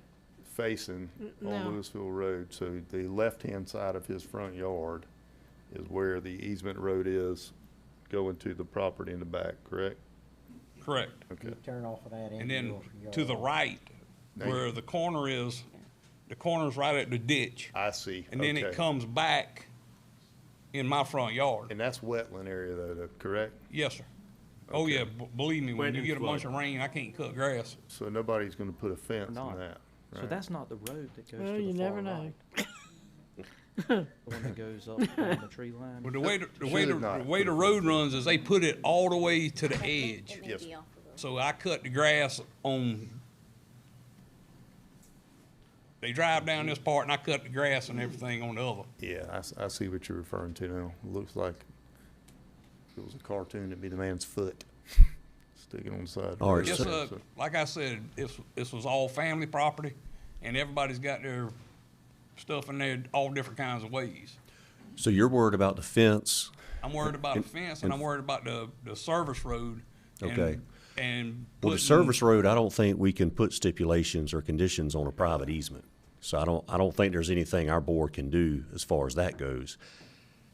Can we put a condition on there about a fence on this lot, Lee, or? He just has to have an easement. I mean, if that's his driveway, if he's got to come across it to get on his property. Yeah, but he's just talking about We see how having it a hooks around the front, the little a triangle fence right at in front of his right there. house. Because his parcel doesn't go all the way to Old Louisville Road in that corner. Basically, track 3 wraps around his 3/4 of his house. I'm lost. The other side's protected by the easement. Correct. I guess they're talking about in here, right there, and over here. Yeah, this is a mess. So first things first, just like you said, you do nothing with granting access. You don't have that authority. So whether you have access or not, that's not within your purview here to determine.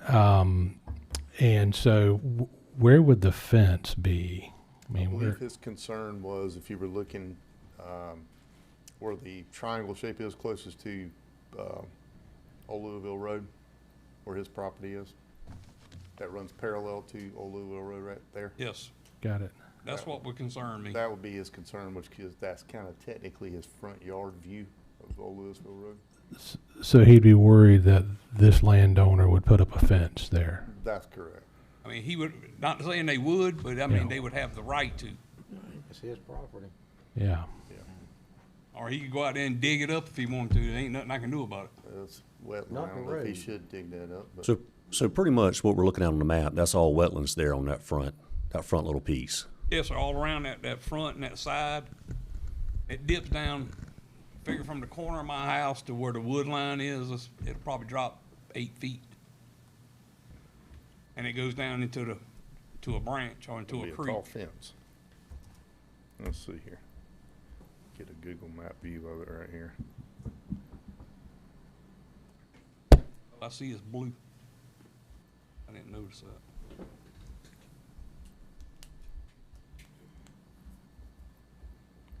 Oh, yeah. Yeah, it goes down a pretty good bit. You see it right there? Just slopes down right there. Lee, is there anything that we could stipulate on that? Did you answer that question? I'm sorry. Yeah, I mean, I would just be hesitant to do that, Okay. to put a no fence there. I don't see that a fence would go there for any reason. I mean, if the applicant would agree not to do it, I was mean, just about to ask if Mr. Menard, what is your intent with this property? Is it something you're gonna stay on, or if you don't mind coming up, please? I need to go sit back down. So that's where the road's gonna be, over here? I can't figure out where There are no plans for a fence on that side of the property at all. Okay. I mean, you reside there presently? No, sir. Okay. No, I do not. Gotcha. You got any problems with him using the road to get to his property? To his property off the road? Yeah. No, sir. Okay. Doesn't sound like there's anything that we can do to prevent. My concern was they're gonna build the houses and sell the houses. So, you know, there's no telling who's gonna purchase it, is my concern. And then whoever purchases it could go in and do something, and there's nothing that I can do about it. Well, you might wanna bake them some cookies. Except go to jail. Yeah. And I don't wanna go to jail. Yeah. I've been living there since 1964. Yeah. You know, I live in my mother's house. I'm planning on dying there. Yeah. Well, I believe, it sounds like for our council that our hands are tied as far as putting any stipulations. I mean, I understand where you're coming from. My suggestion to you be get to know your neighbor real good and, you know, work it out with them. Because there's nothing, it sounds like anything that we could do to prevent them from potentially, don't give them any ideas. I'll put it that way. All right, maybe I won't go to jail. Thank you. Yes, sir. Anyone else here in opposition, please come forward. I don't know if there's any chance of, I want to sell in that corner. Okay. Is he coming up or is he leaving?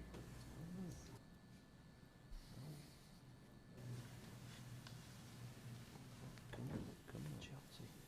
He's talking about putting the road here.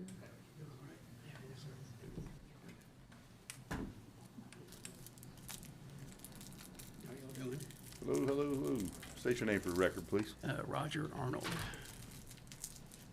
I am the culprit at the very back of this easement document. I set it up in 2002 when I bought my property. So if there's any questions lingering about that, I can probably answer it. But the reason I'm here is twofold. Number one, I wasn't notified of this at all. Had I not gone out to the property last week just to take a look at things, I wouldn't even know this was going on. Okay, and you're 252-22-1905, is that you? I'm 1905 and Okay. 1909, yes, sir. Anyone from staff? Records of who was sent? We do. We have the records, and can you tell me one more time what the addresses? the parcel number, map and parcel number? 252-22. 22. Let's see. Okay. You know, we do send out courtesy letters within 200 feet, so you should have gotten a letter. You know, I can send you the list of folks who should have gotten a letter. So. I know I Yes, should sir. have, but I'm a little confused. I didn't get one. So that's an issue to me. Postal Service. I'm not really prepared to be here this evening. My other issue is when we set up the easement, Jackie Davis, who worked in zoning, I think forever. Besides the legalese with the easement, he was extremely concerned about more than 4 houses being, the easement tolerating more than 4 houses. He barely let us do the property the way it was. And that's going to become another big concern is if you have 10 cars going back and forth every day, that dirt road is not going to hold up. And then who's going to be responsible for taking care of that? not to mention just the aggravation of it on top of it. So I don't think it can be left as just a dirt road. Well, that's a private easement, so, I mean, we have no jurisdiction over that. It's a private easement. Who's maintaining it now? I'm sorry. Who maintains the road now? Right now, it's holding up fairly well. There isn't very much traffic. I haven't been in my house for a while. My tenant in the other house doesn't do much. He goes to work and comes home. There hasn't been anybody moving very much in the 1899 property for a while. Steve had health problems, so it's just, there's no stress on it. Sure. But there will be if there's not any kind of stipulations, which that surprises me that y'all can't do that, but y'all know what the rules are, not me. Yeah.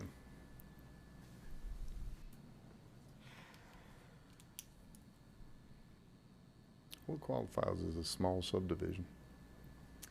So our simple subdivision is 0 to 5, minor subdivision being 6 to 9, and then major being 10 plus. Okay, and in the small, which this qualifies as, is there no, There's no required upgrade for the road. okay, that's what I was getting at. Yes, sir. Okay. Very good. Well, anything else you'd like to add, sir? No, sir, that was it. Okay, thank you. Thank you. The other gentleman. You may want to check though and see what address they sent your notification to before you leave tonight. Okay. Just to see if that might be part of the problem. Was there a sign put out as well? So, Yes, sir. Yes. Okay. yeah, Yeah, there is one now, yes. Yeah. I will, thank you. okay. I have one question. Yes, sir. Can I walk up there? Sure. You ain't gonna get me, are you? Okay. No, I wouldn't know. Told you I don't like going to jail. All right, I was me either. speaking to Mr. Bernard. He said, how about if we paid a surveyor to go in here and just cut this off right here? That was gonna be my next question. Yeah. Yeah. If you'd be willing to deed it over to you? Right. Okay, well, again, get to know your neighbor good, and I don't see a problem with that at all. All right. Would we have to do anything different? I believe it'd have to be, Since the parcel, that one parcel size would change, I mean, it's still square three off parcels, right but No, probably just straight. It looks like you'll I still think we meet the would just acreage. have to do. It's gonna maintain the acreage because it's not gonna be that much Yeah, land. it's not gonna go to there. yeah. there. Oh, okay, there's a road right here. No, there's nothing. You're not gonna be able to do anything with that I was anyway. about to say, I looked at it on the thing here. So would we Geography was He was dipped. saying was if he wanted to spend. be okay if I tabled it Yeah, I was gonna say, table, let them two work that Or- out. Get wetlands, 2 meetings? right. That would be the best thing, and that way they can just get all that straight. Yeah, that was one thing I wanted to ask earlier, to see if he would just, Be willing to, y'all work out a deal on that corner, and then that would definitely alleviate Yeah. one of your issues and Keep you we'll out of keep jail. you out of jail. Out of jail. that's what the whole I ain't thing about going to is. jail. Keep everybody. I was leaning on the pretty part more than the old part, but that's just me. If I table this for 2 meetings, would that be enough time, or do I need to do it longer than 2 meetings? I wanna ask them if they, Yeah, Yeah. yeah, come on up, please. Wheeling and dealing tonight. There's no way to do this without tabling it? We've been waiting forever on this thing. We can we put the condition if they agree to the survey and then deeding over that portion of the property, Lee? Is that something that we could?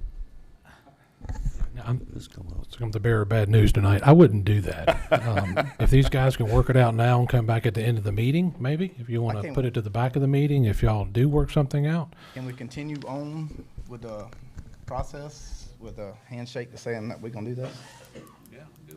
I'm going to lean to my counsel again over here. that's kinda what you said, if they can come up with a handshake agreement or something. Yeah, it just won't be part of your, if you Okay. vote to approve it, it's not going to be a stipulation or a Right, condition it'll there. just be civil from that point with you guys, so, perfect. Yeah, I mean, it wouldn't affect, Yeah, it's Whichever way I vote, it wouldn't It's wetlands, affect it's not beneficial. to I was us. gonna One way say, or if the you other. Yeah, want to put a it's- driveway there, it's gonna pay some Right. money. So, very good. All right, sounds good. All right. So y'all are gonna agree? Is that where that's where we're at? Oh, shaking Okay. hands. Got it on, All we got it right. on video. Got it on video. All right. Okay. All right. Anyone else here in opposition? Not, I'm going to close the public hearing, and let's move forward. I'll make a motion to approve. Do we have a second? Second. We have a motion and a second. All in favor? Aye. None opposed. Motion carries. Item number 6, consideration to approve the second reading of an application by Michael Menard to rezone plus or minus 11.43 acres at 1899 Old Louisville Road from AR1 to AR3 to allow for permitted uses in AR3, map number 252, parcel number 21 in the 3rd District. I'll make a motion to approve the second reading. Second. Have a motion and a second. All in favor? Aye. None opposed. Motion carries. Look at us. We're bringing people together tonight. Unity. Yes, sir. Item 7 is a public hearing. Consideration to approve an application by Georgia Precision Builders for a variance from section 5.4 to allow for the reduction in required setbacks in R1 located at 122 South Effingham Plantation Drive, map number 375F, parcel number 48 in the 2nd District. Thank you. Kimberly Barlett, Senior Planner. The applicant has requested a variance to reduce the side setbacks of the parcel. The applicant states that the unusual shape of the lot prevents them from meeting standard setback requirements. The proposed house has a heated square footage of 2,355. The applicant states that there's a minimum square footage requirement from the HOA, and due to the odd shape of the lot, they are unable to place the home on the lot that fits the character and requirements of the HOA. The R1 setbacks for the side is 15 feet. Based on the plot plan provided by the applicant, the proposed house will have a side setback of 7.03 feet, requiring a variance of 8 feet. The parcel falls within the agricultural residential area on the future land use map, and staff has reviewed the application, and the application is complete. Very good. Mr. Long? Good evening. Good evening. Alex Long, agent for Georgia Precision Builders. So what you have before you tonight is a variance request for the side setbacks. Our hardship for the variance is going to be the unusual shape of the lot. As you can see, it kind of pizza pies back to the back property corners, making it very difficult to place a home that meets the aesthetics and surrounding character of the neighborhood. This is a very nice, South Effingham Plantation's a nice neighborhood. It's got a lot of nice houses in it. Our goal is to build a home that meets that aesthetic within the neighborhood. Unfortunately, with the way that this is shaped and the setbacks and being on the curvature, having that 35-foot front setback pushes you farther into where the lot gets narrow in the back. This is the last buildable lot in the community. I've built 3 other homes in this community.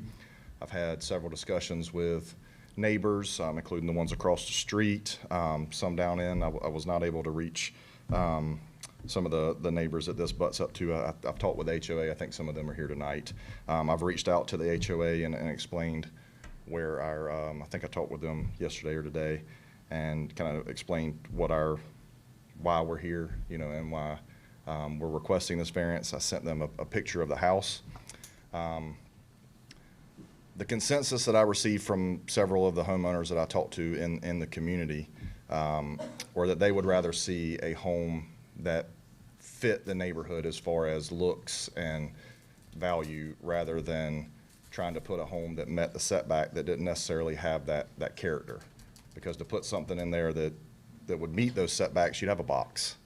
You're going to have something small that looks more like an R6 style production neighborhood than what South Effingham Plantation represents. So our goal is to ask for this variance. I did talking with the HOA, I did concede with them that if they would like a privacy fence or a vegetative hedge buffer or something, because it does, we are requesting that additional setback be removed through the variance, that if they wanted to put that stipulation on us from an HOA standpoint, that we were okay with that.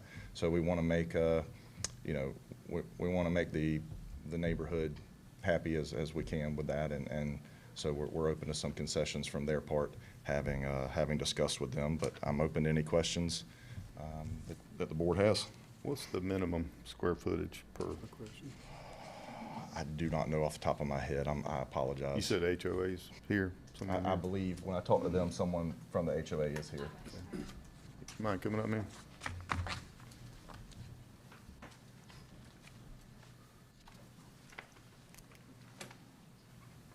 Hi, First of Megan all- Steckler, yeah. Vice President.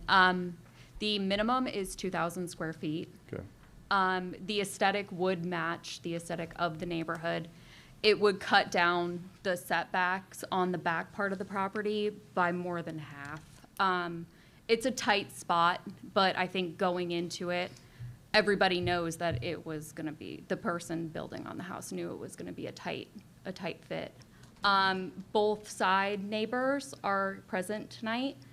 And I think it is based on them. I don't have to look at it. It's not the HOA's spot to make them uncomfortable. Sure. So if they would like to speak now, Yeah, I if think. they're for, come on up, just so we can hear from you. If you're against, we'll have you next.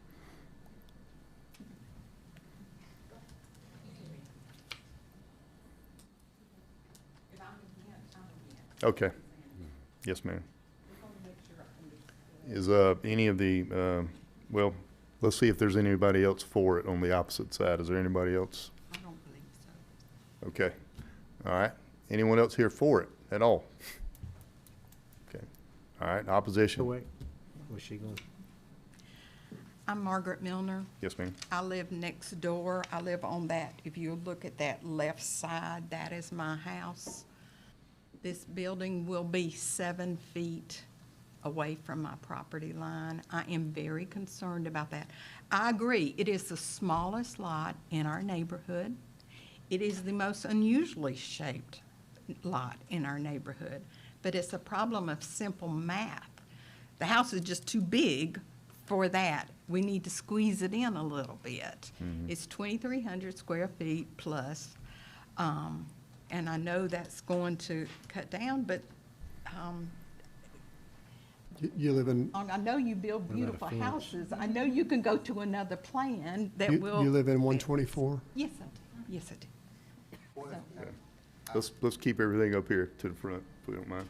And my second concern is that there are trees on the property line. And I just, we're cutting down so many trees in Effingham County. I just hate that. You're not gonna take down my trees? Well, then that's all right. So your concern is, And I'd be happy to meet with you.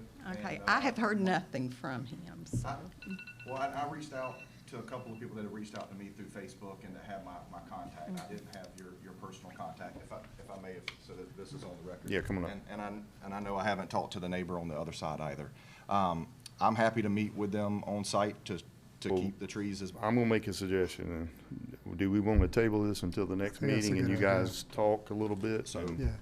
I mean, I'm happy to talk with them now if you want to move us to a different item. I mean, Okay, that's fine. If y'all want to consult and we can come back Yeah, to if it, I don't have a you problem come with up with that. something and it could be conditioned, if y'all can come to an agreement on something like that. Let's, I've got 14 items on this planning agenda, so. So if you want to. y'all no, are number I 7. get that. And I know that it was brought up that, there's a 2,000 square foot minimum, and I know you're saying this is larger than that, but some of that is a second story. So you can't put a 2,000 square foot, one-story house on this property. Let's hear from the gentleman behind you there too. I'm curious, I'm agreeing with my neighbor. Nobody's talked to us about it. We just got the letter about it. She brought it to my attention. And just agreeing with her, the 7 foot is literally right in my backyard. Right. I mean, even with the privacy fence, it's still right there. And Yeah, I mean, 7 foot's that arch that you're standing underneath right there. it's gonna be right in my yard, and If there's any kind of landscaping, I don't even know how you would mow around that landscaping. Are you guys open to discussion with him presently to come to some terms? I mean, I'd like it to be from both of y'all, if we're gonna continue this or Or not. I mean, you can. Or not. I you mean, can there's have no a pressure. This discussion, is but you can still completely- come back opposed. I mean, completely it's up just to you to have a guys. discussion. We're not obligating you to do whatever. Just That's fine have a with me. discussion. Maybe y'all gonna have some compromises on some footages or whatnot, and what's acceptable, what's I have not. one thing I want to say. Yes, ma'am. Y'all. The word variance is misspelled on the sign, on the orange sign. Yeah, I've As a been former circling things on the agenda all night, Okay, honestly. as a It's been former misspelled. school teacher, I would be remiss if I did not point that out, so ma'am. thank y'all very much. Yes, ma'am. All right. Okay, we're gonna put that one on hold and we'll move to item number 9.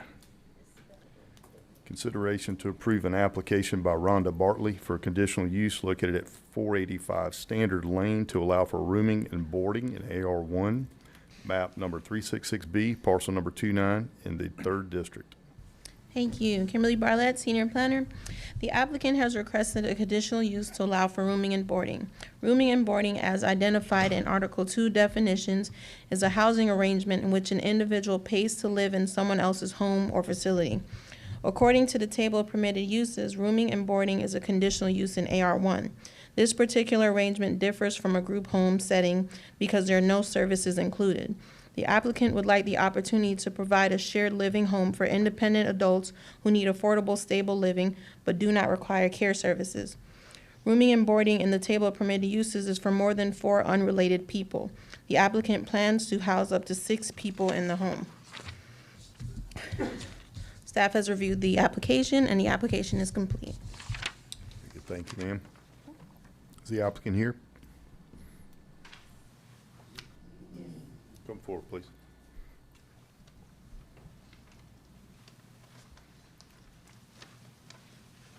How are you? State your name for the record, please. Excuse me? State your name for the record, please. Rhonda Bartley. Thank you, ma'am. And tell us about your project here.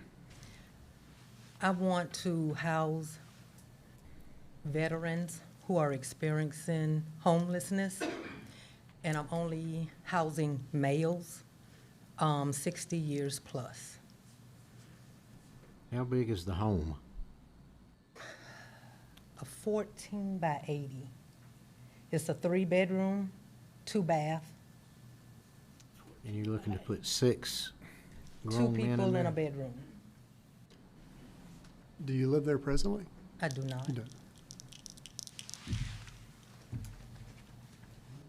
Who's gonna, how is it maintained? Do each tenant do the tenants maintain it, or somebody? The tenants will, because they will be totally independent. That's 1,120 square foot, is that right?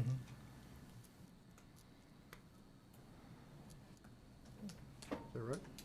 220? 80 by 14, right?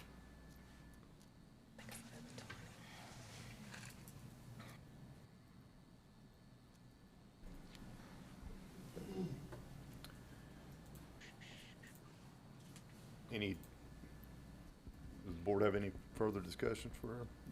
Any further questions? No? This is Jamie's district. What did he say? This is Yeah, Jamie's this is, district. I'm just thinking 6 grown men in a 14 by 80 on a .2 acre lot. Yeah. They piled in there.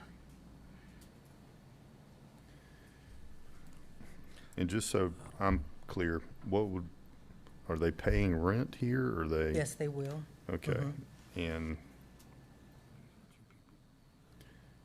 Is there anything? just curious, is there any stipulations that And limit the actually, I'm number gonna of have people that can rent a the house? building, the chief building inspector address an issue if we could. Okay, well, yeah, come forward, please.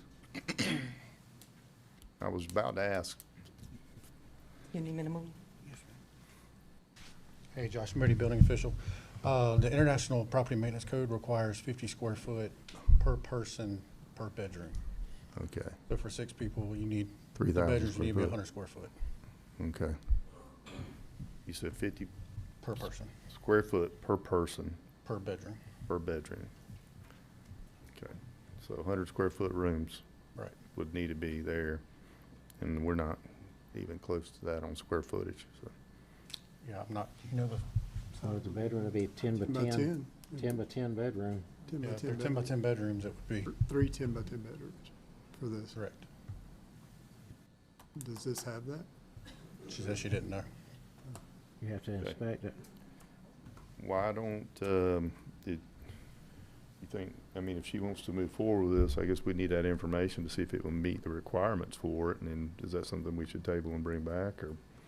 We need to know if the bedrooms are all 10 by 10 as a minimum. Right. Unless she can answer that now. Do you know the square footage of the rooms by chance? The bedrooms? And this is for code reasons. I know the master bedroom is the biggest, Right. and, the bedroom on the end is a pretty nice size, but there is one small. Would you be opposed to us putting a pin in this and tabling it so you can go get the measurements, and maybe is that something that staff would go out and verify, or is that we just bring that in? How does that work? Instead of tabling it, can I just have, y'all just give me a number I can put in there?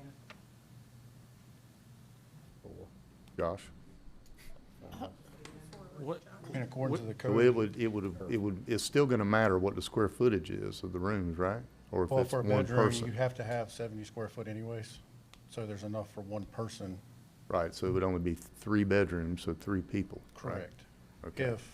Without knowing the dimensions of the rooms. Right. If your intent is to do it as a, I'm not clear what if your, what you're saying. if your intent is to do it as, as a, Boarding house. basically a boarding house versus if you were just renting it to someone and they had a bunch of kids, you know, like, Right. it's, Yes. you're kind of putting your business on the street here on this one. And when you do that, we have to follow whatever guidelines, Okay. you know, for code. So Licensing for operating a boarding house? that was my But next question too. It's not. Does not- I've already checked. It's not. aren't we Okay. just approving a conditional not. use? It's It's not. now whether she meets it or not with, That's right. you know what you know what I'm trying to Right. say? It has to meet the requirements on inspection, in order, what's trying gonna to determine how many people Yeah. can be in there, is really the inspection and showing that, she has adequate square footage. Yeah. So you're just doing kind of a boarding house, but not Naming the approving number. how many people can be boarded. Okay. What's gonna determine how many people can be boarded would be the inspection and the size of the rooms. Right. Unless you all wanted to put a condition on a limit on how many people, you. Right, whatever it would measures maximum out to would Better be, for me. okay, Yes. all right. Very I good. think for us is to determine is an appropriate use there. And Right. if so, the size and how many is just Yeah, that's whatever up is to the term, code. that's a Right. TBD. Very good. Anything else you want to add, ma'am, at all? Okay, very good. Thank you. So what, how I've got do to you ask decide? if anybody here is opposed to it, and then Okay. we'll take it to vote Okay. from there. Is anyone here in opposition? If so, please come forward.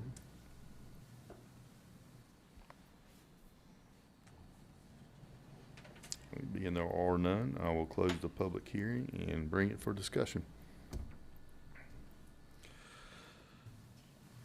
So what we're talking about is, if it was approved, it would only be approved the amount of occupants. It would have to be, measured out per bedrooms, and that would determine, Be whatever codes allow. whatever code allows, okay.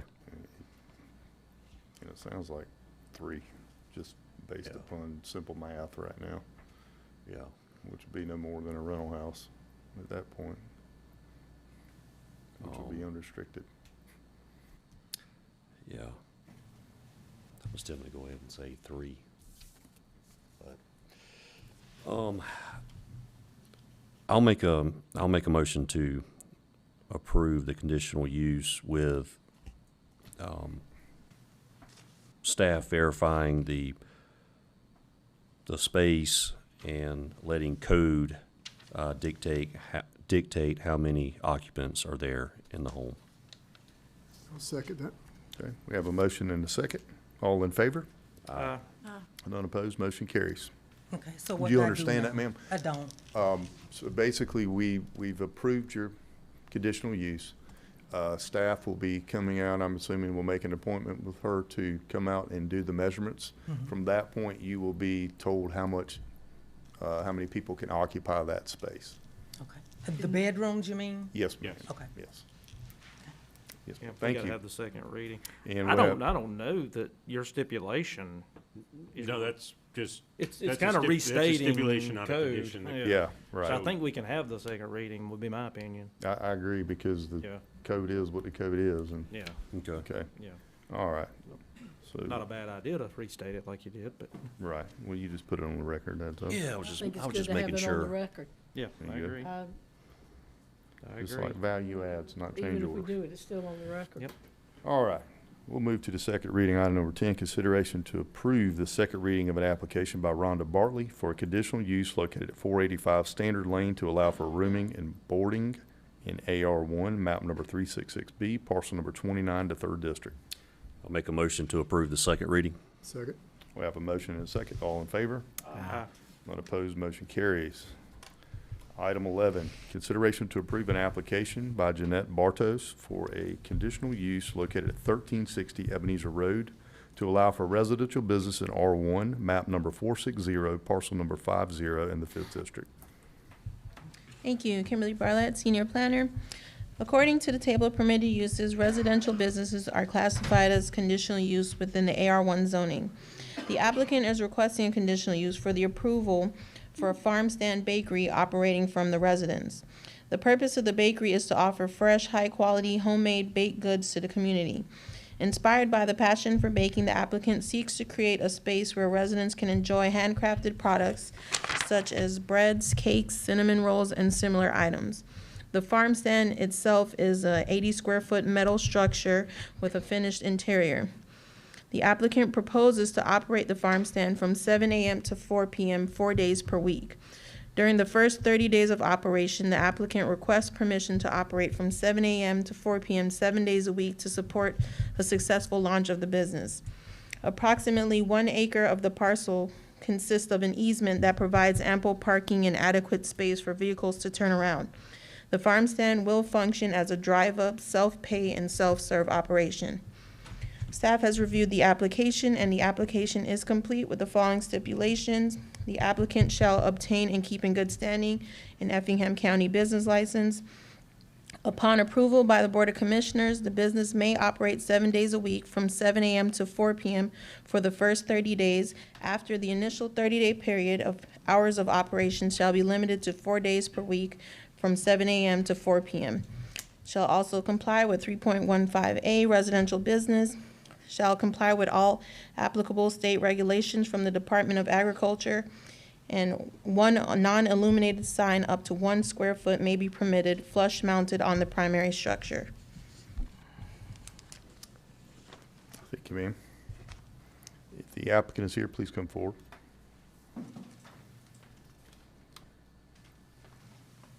Good morning, good evening. Jeanette Bartos. You bringing the cinnamon rolls? Plain?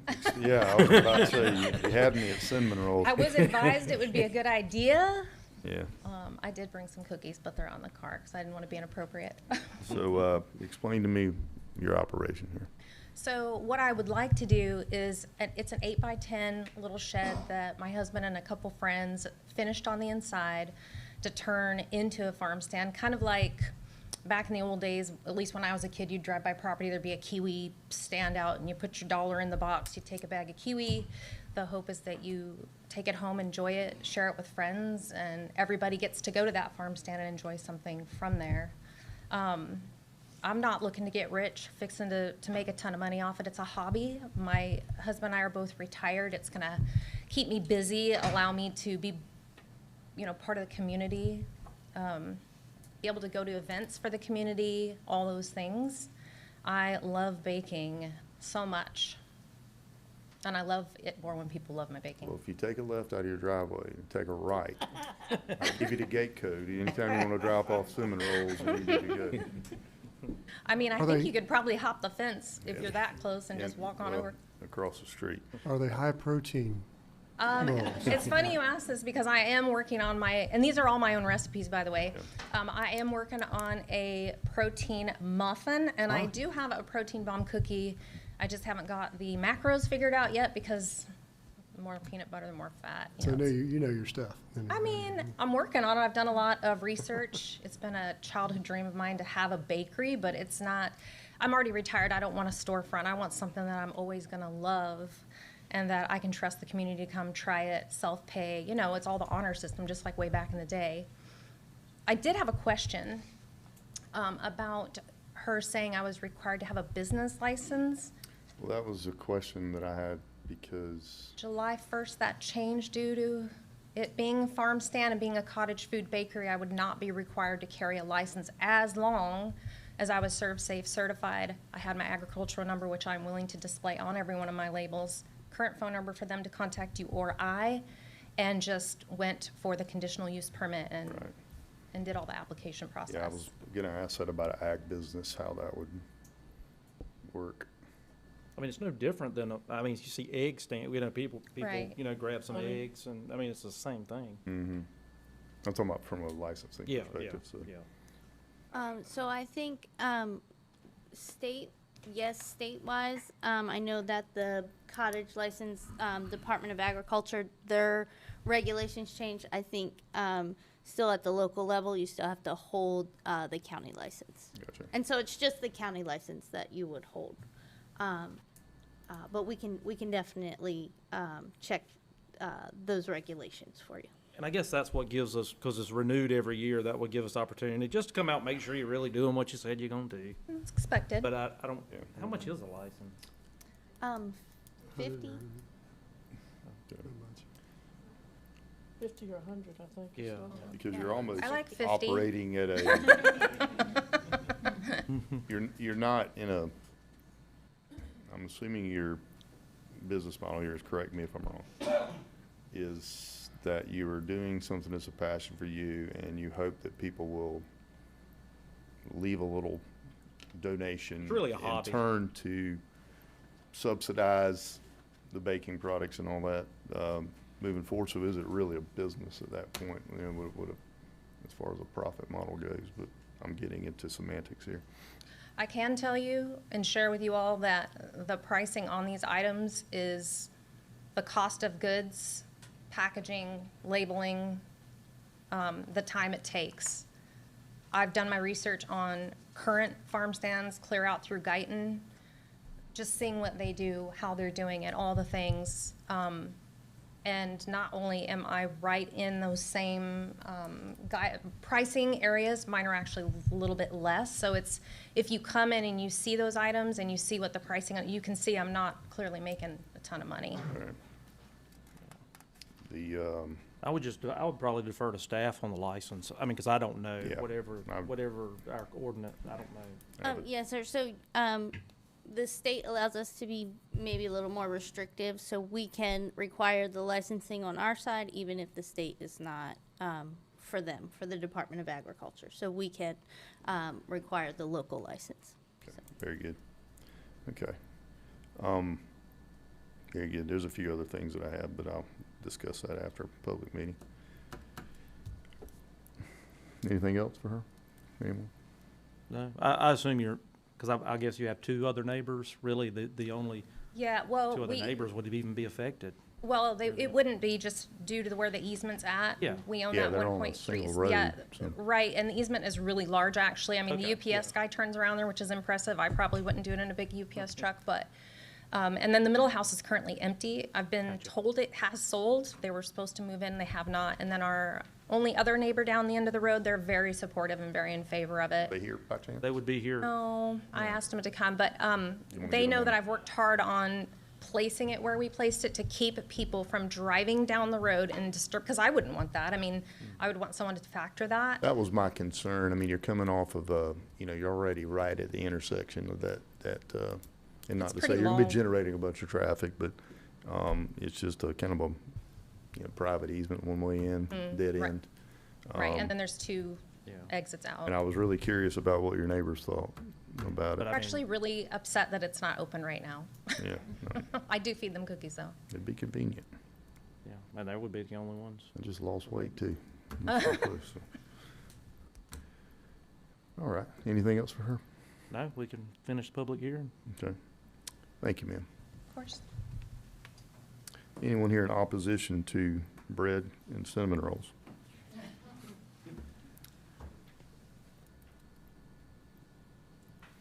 Being there are none, I'll close the public hearing and open for discussion. Mr. Field? Sounds good to me. Anything from you guys? I don't. With that, I'll make a motion to approve as presented. Second. Second. Got a motion and a second. All in favor? Aye. None opposed, motion carries.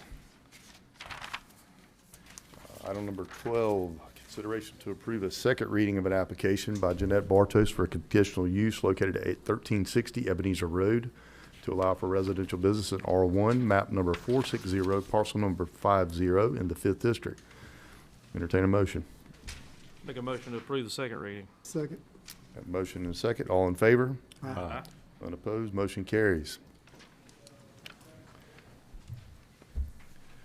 Item 13, the public hearing. Consideration to approve an application by Next Tower Development Group 2 LLC as agent for Rayonier Forest Resources LP for conditional use located on Clio Kildare Road to allow for a lattice tower and communication facility in AR1, map number 358, parcel number 1 to 3rd District.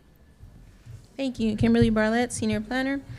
According to the table of permitted uses, wireless communication towers are conditional use in AR1. The applicant has requested for a proposed 265-foot lattice tower and communication facility. The facility will be unmanned. A technician will visit the site approximately once a month for a routine inspection and maintenance.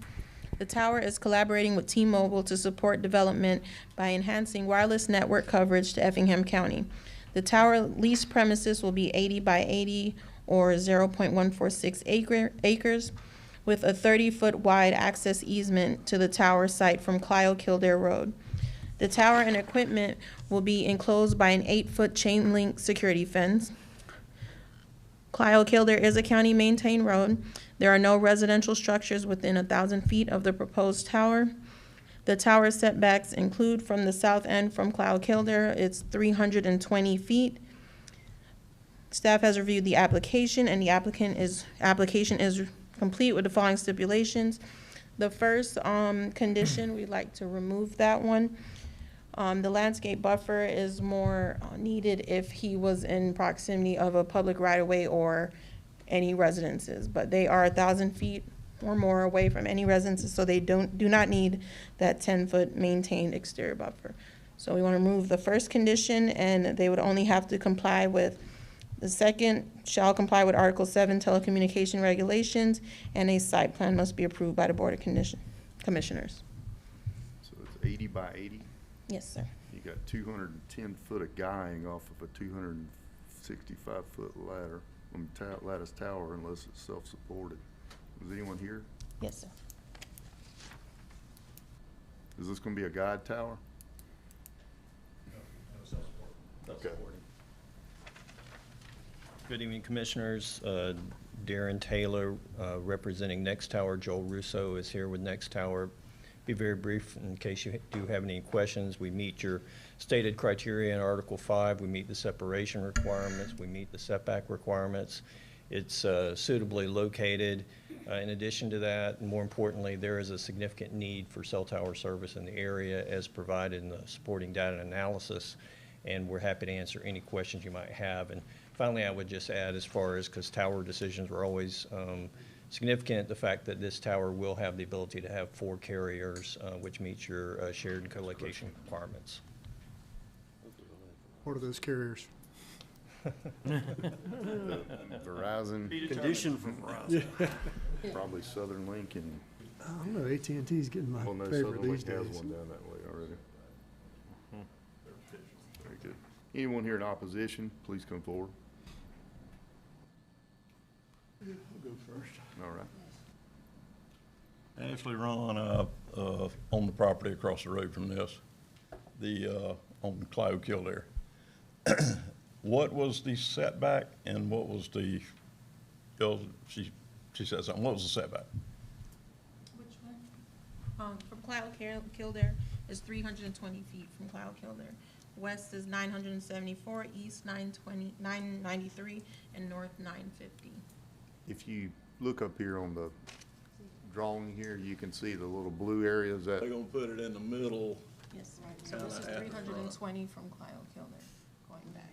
Yeah, that's right in front of where I just, We just gave our son. just gave my son 11 acres to put right across from that. Yep. I mean, like, right across from that. Yes. I thought it might be Further back some, but, No, it's 320 feet from Clio Kilder. yeah.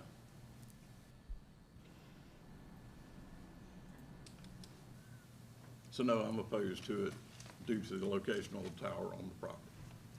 Is there any buffer on that property presently, vegetative at all? I mean, I know it's 260-something feet.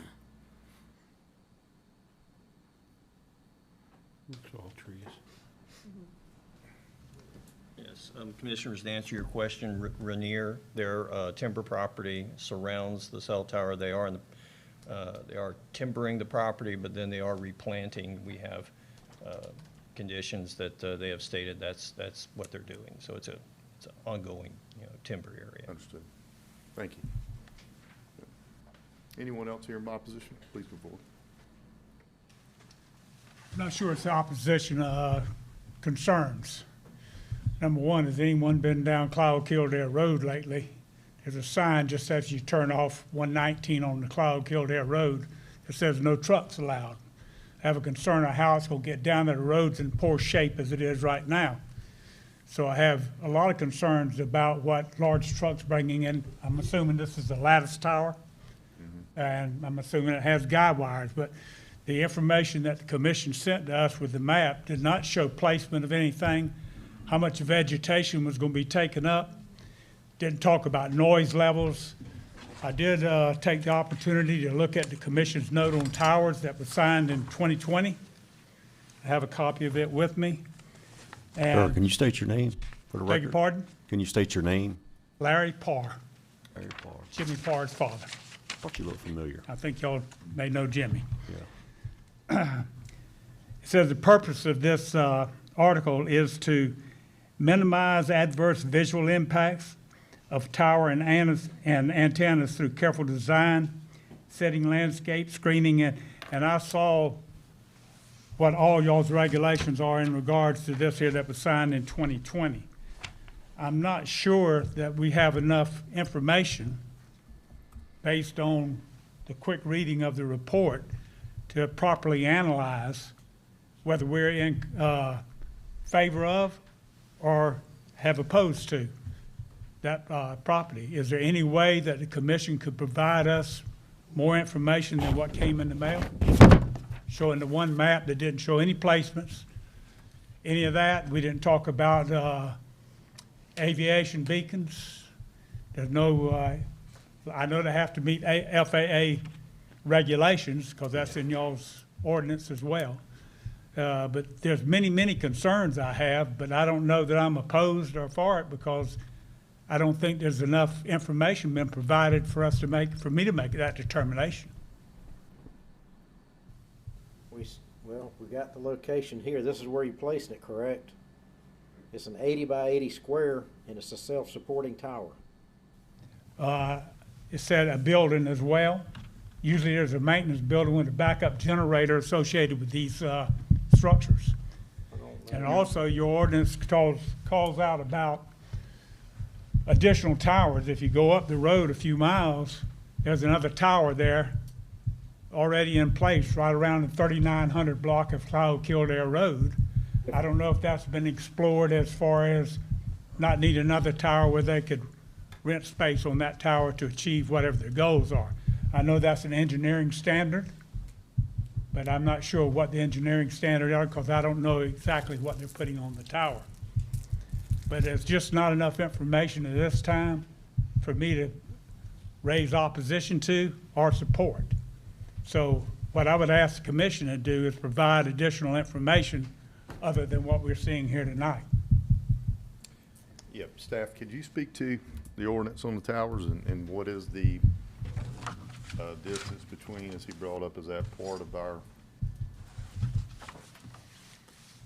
This is the, is this the PD ordinance? I think Got we a did an question ordinance further. after this. What are we putting this under? With instructions.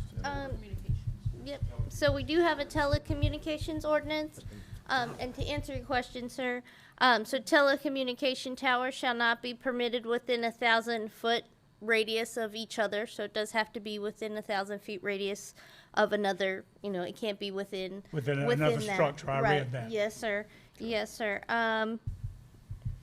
and so, I know our county engineer, and our senior planner, using our telecommunication, ordinance, that is the review that they did when looking at the application and, being able to bring this before the commission tonight.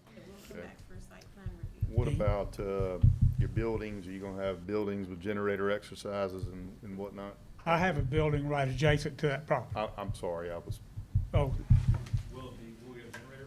yeah, okay. But it'll all be contained in that 80 by 80, Yeah, it's actually a 60 by 60 fenced area. 60 by 60. Okay. Right, and the nearest so how house- much of the property is going to be paved as far as any kind of runoff, and has anyone looked at that as well? Typical tower sites, and I'll just say this from experience because that's part of my job responsibilities with Southern Company. That property is sloped and it's presently being clear cut or close to clear cut. Right. And, I believe that it would just be footers for the tower and then the pad for whatever building. And, it appears that there may be some wetlands on that same parcel there, right, and have concerns about how the wetlands would be mitigated. And Mr. Chairman, if I may, this item is just for the conditional use to have the tower there. They will Right. have to come back for site plan and Yeah. address those concerns. yeah, a little bit ahead of it right now, so it would just be the approval for the potential to be there, and then how it would be determined was when the site plan was presented to us, but Where can the John Doe public assess information that is going to be provided to you folks to make a determination? well, the conditional use would be tonight. The actual design portion of what the site plan would be through staff, and that No, would no, be. it would have to come for us, right? Would it? Once they apply for it. Yeah, once Yes, they sir. apply for it, it would still have to come Right. through the board, right? It would, Yeah. yes, sir. Okay, so it comes back to us again, okay. Yes. And then the last but not least at all, what does this do to property owners' taxes? What kind of impact does it have? On who? My property that's adjacent to it, more than double this year. So having a conditional use that puts a commercial/industrial complex in there, what does it do to the county taxes up to all the residents that surround it? I mean, the assessor does the taxes portion of it as far as the assessment goes, and that is not a responsibility of this board. I So think everyone here that's adjacent to that property would have a concern what it's gonna do to their tax structure. I'm not sure, and I'm just speaking from, I tried to get that information from the tax office, no comment. yeah, an 80. I don't see how a cell tower on his property is going to affect your property. If there's a tax, they pay it. Well, maybe you're not familiar with mass appraisals. I am. Okay, the mass appraisal system, desirability of the property has an effect, sometimes positive, sometimes negative. Well, if he's within 1,000 On the feet, value they're of not the gonna put property. power on yours. But the people who do the taxation in the county couldn't answer the question. I mean, Who did you again, talk to at the tax office? Beg your pardon? Who did you speak with at the tax office? That was Lady's name, she's the chief appraiser. Can't remember her name, Jennifer. It's Jennifer. I can say that that's part of the reason why we changed the ordinance. We used to change the zoning on properties when they were zoned things like surface mines or Right, which or changes cell the towers. value, right. And because of that very concern, which was that it creates a precedent where you have a zoned property where it may affect neighboring properties. right. the attempt was to mitigate that with the changing of the ordinance, where we don't change the zoning, we just put it as a conditional use on the existing zoning. Right. So Um, the so zoning would not change from AR1, it'll stay what it is. It stays at AR1 just with the conditional zoning, so that you don't run into that issue. And it'll probably, the surrounding property, was it get stuck in conservation after they start to replant again? Or, I do not know what I mean, you'd have to ask what their plans are with it. yeah. But I think most of your plans are going to be answered, or most of your questions are going to be answered when we get to this actual site plan process. Yeah, is there any action going to be taken tonight by the committee in regards to approval? We would Yes. have to- We would have to allow it to be done, yes, sir, or not. And these are,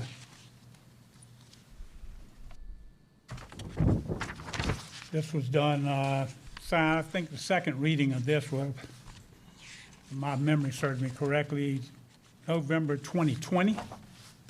And this is when y'all adopted the ordinance for the towers. Back page signed by the commissioner. Mr. Corbett is who was chairman.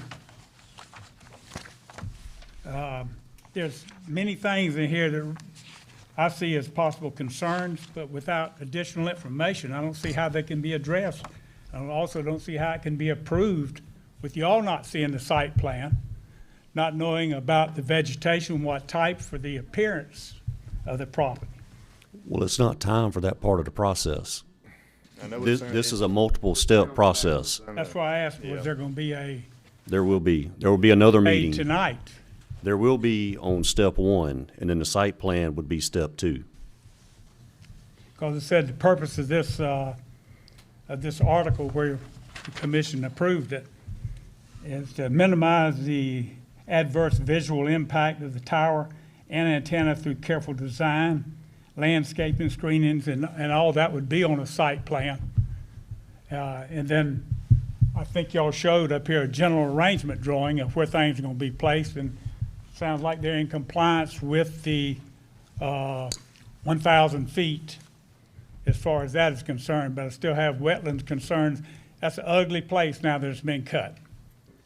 Again, It was- that would be determined later down the Yeah. road on the wetlands and all that. We would So there just won't be an approval given tonight.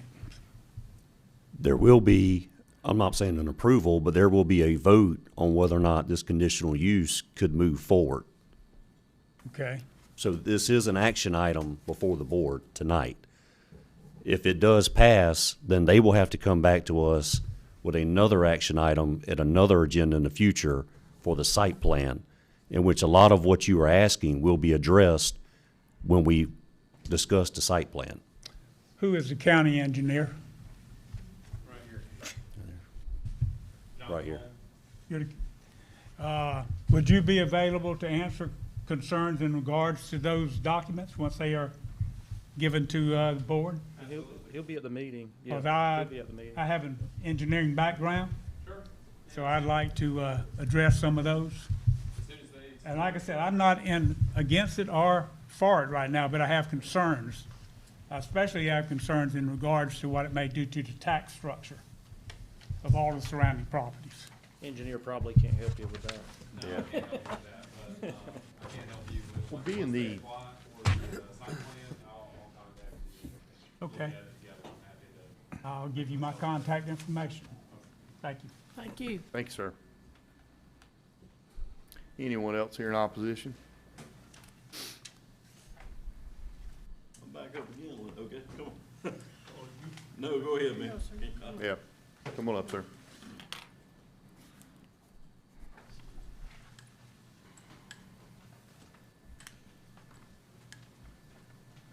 I just got a few questions for our community. State your name for the record, please, sir. Michael Duncan, Michael Duncan, thank you, sir. dealing with health issues. What about the radio frequency radiations that those communication towers give off, especially going 5G with the different carriers that's going to be attached to the antennas?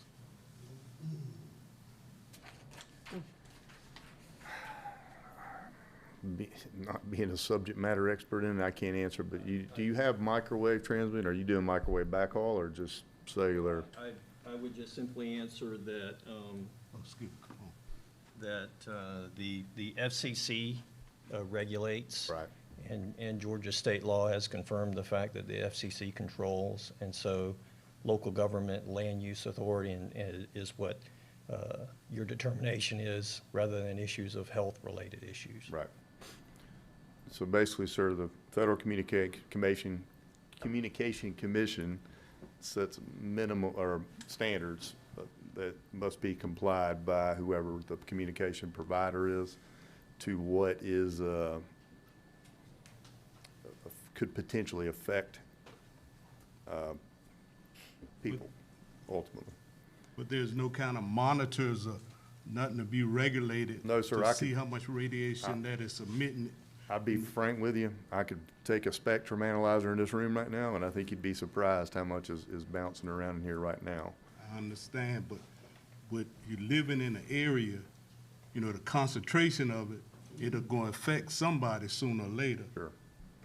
I understand that they're allowing it to happen over, and I understand that the move is getting greater and greater. But what I'm saying is, over a long time period, it's going to affect somebody. We got children and grandchildren in that community. So we're concerned about that.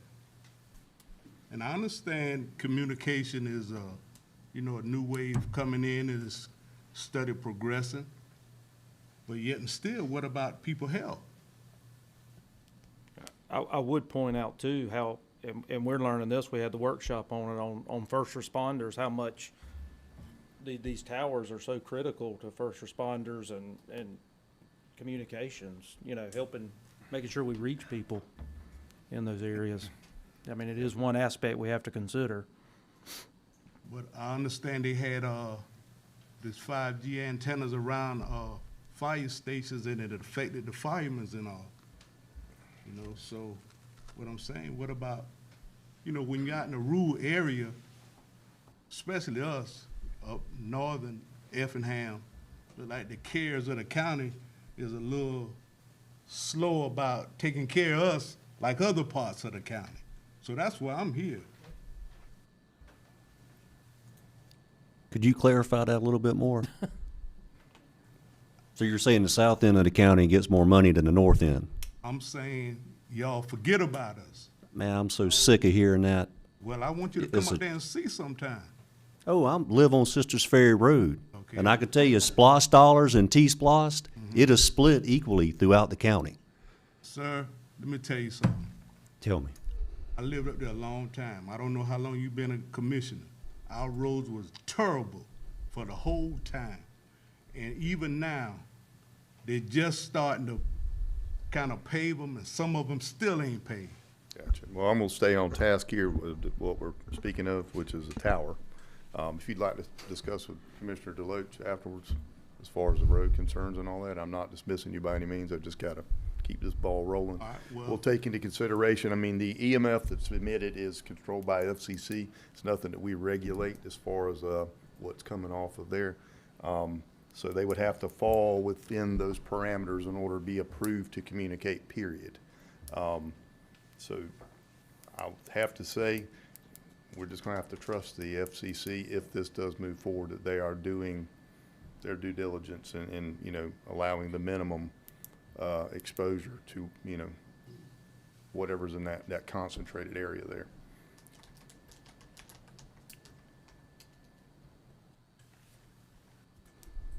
Yes, sir.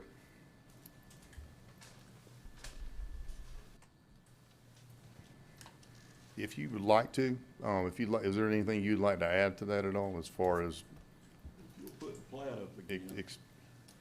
exposure, anything, as far as emission or all that? So. We're on exposure. Right. And it is controlled by the FCC. We're waiting for our FCC license right now. It right. should be out. It was actually due today, but with the FCC shutdown recently, it's probably going to push another 30 days. Sure. But we will have it prior to permits, prior to construction. Understood. Thank you. Yes, sir, Mr. Ron. If you put the plan up, I don't have a number on it.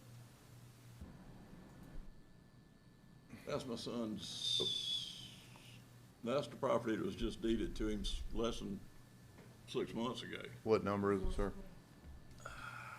Or give me an orientation, south, north? One right in front of the location Just right in front of the location. Okay, the one that's kind of a Parallelogram. parallelogram? 11 acre, 11 and a half acres Thank you, on Phil. a You gift saved me. deed for a future home site.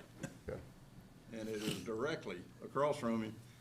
And the home, I know it's not built yet and there's no building permit, but that's probably real close to that 1,000 feet with the 300-foot setback. 'Cause Right. The property line is 600 or so feet from Clio Kildare. The 1,000-foot was for the, an additional tower, correct? Not for, Yes. Yes, sir. okay. And the minimum for being near any kind of residence, is there anything in the ordinance for that at all? It was 1,000 feet. I will double check for you. It's 1,000 for the residents. 1,000 to the residents as well? Okay. There's not a house there yet, but that's what the purpose of deeding it and going through the expense and survey and everything else involved with it. So would that put a hardship on the property owner adjacent to move this forward if that 1,000-foot was there, is the question? That's borderline, I mean, that would be within where he is proposing to build a house. All right, because he'd have to kick it to the back, and I have to draw it out here and to see what it would be, but. Setbacks for the, from the property line or adjacent right-of-way is 100 feet, according to the ordinance. 100 feet? Yes, sir. Okay. How would that even be out of the fall zone then? On a 250-something? They're designed to collapse. Well, I'm not, my understanding. Yeah. Read my mind.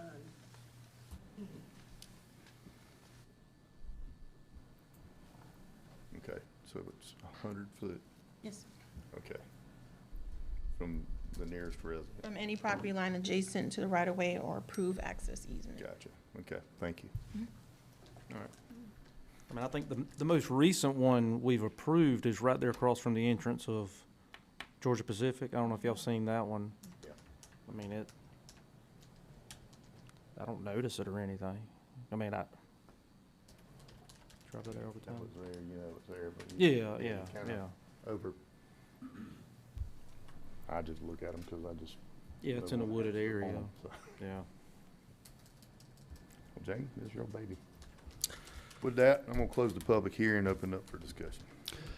Anybody in favor? Sir? Oh, anybody for it? Oh, I'm sorry, yeah. I thought we had already moved through it. Yeah, come on, come on up. I'm sorry, we're gonna reopen this hearing back up. Yeah, Permission to approach. absolutely, sir. State your name for the record. All right, my name is Richie Dickey, and I'm with the H&D Hunting Club, which is on some property in the swamp back there.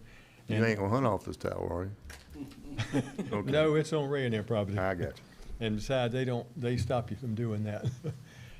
No, I'd like to see the cell phone signal improve in that area.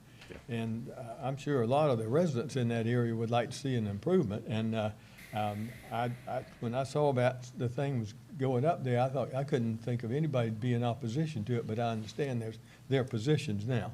And Rayonier, I mean, if they could move that tower 1,000 feet further north, they got plenty of open area back there and wouldn't offend anybody. And Yeah.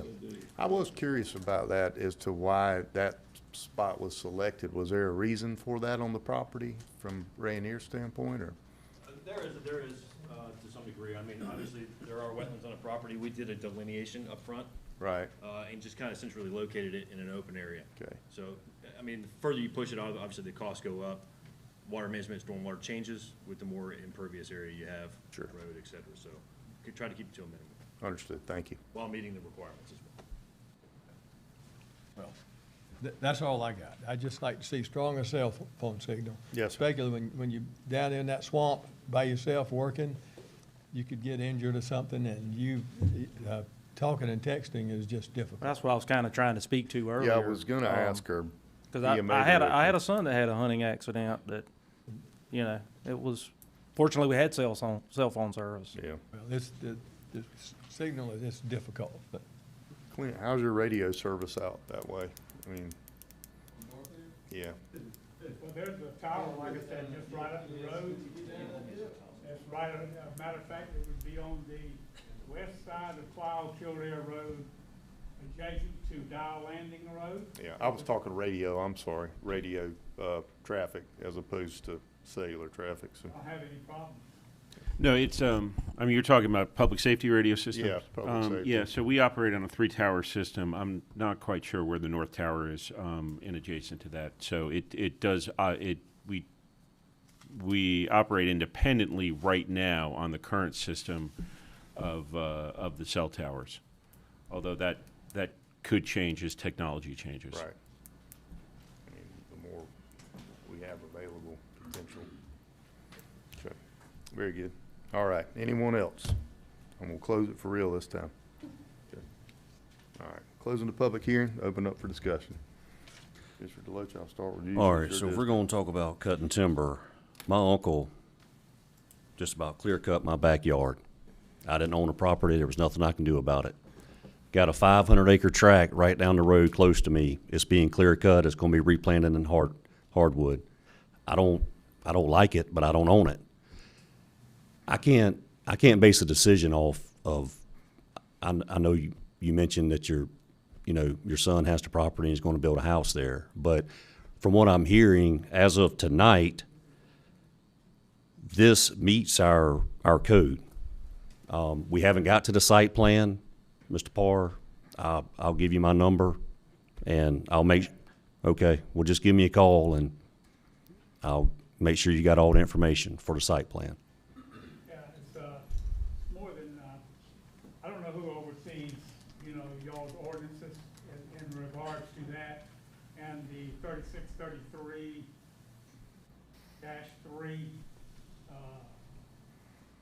that's a Georgia code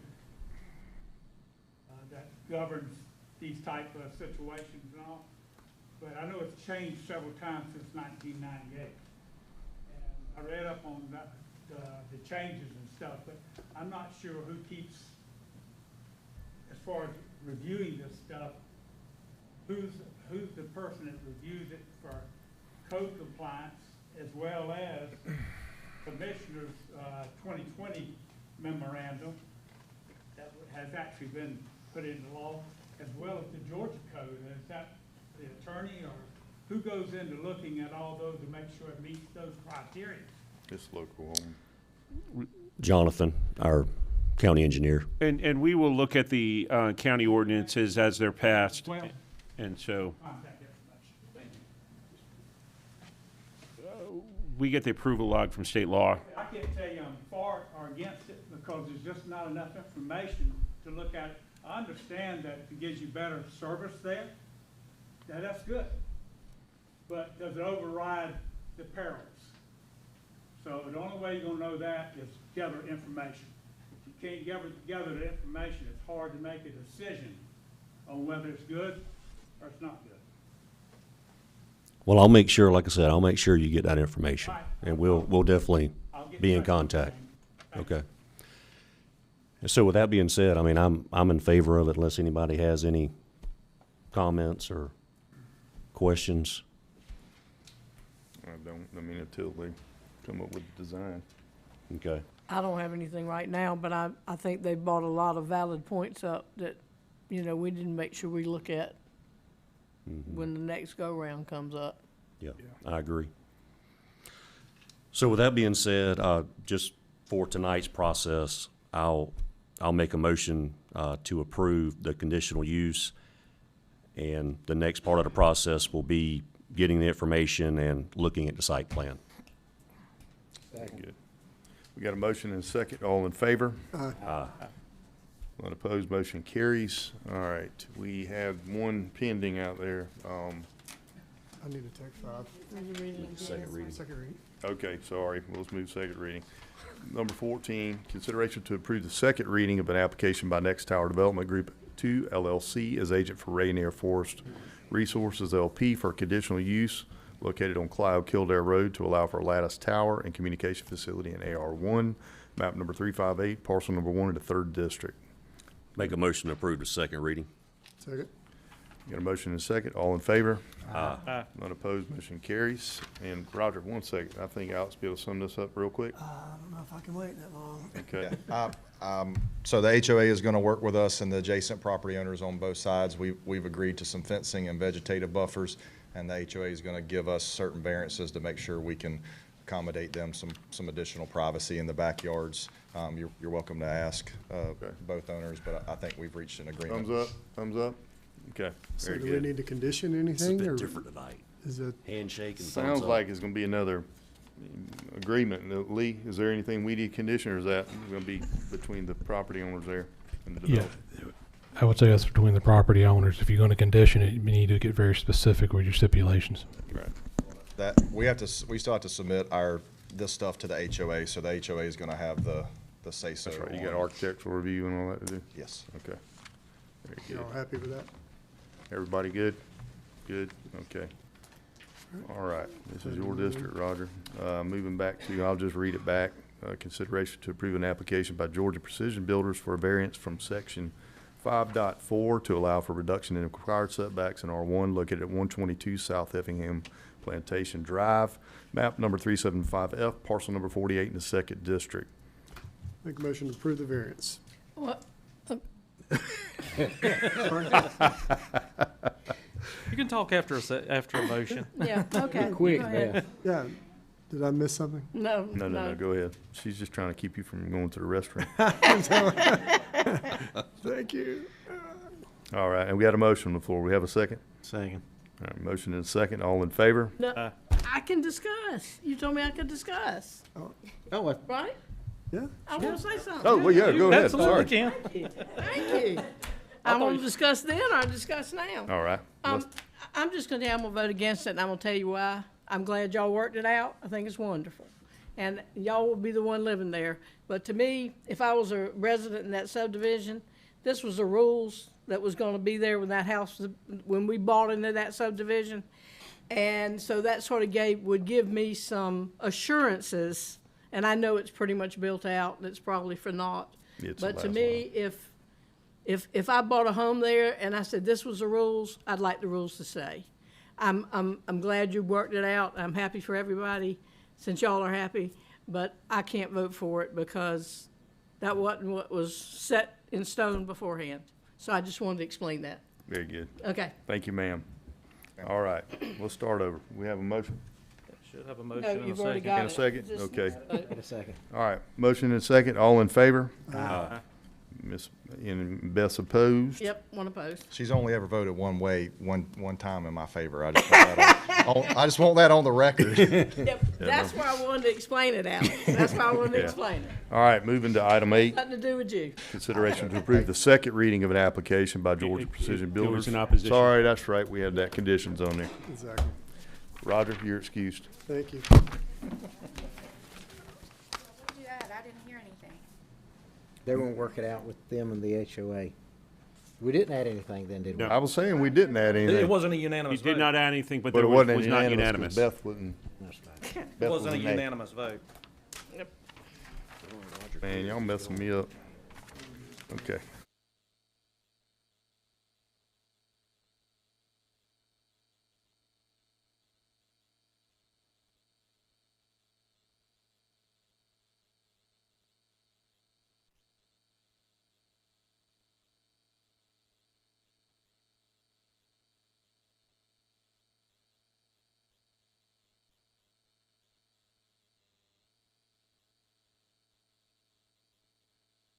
Let's go ahead and knock this out.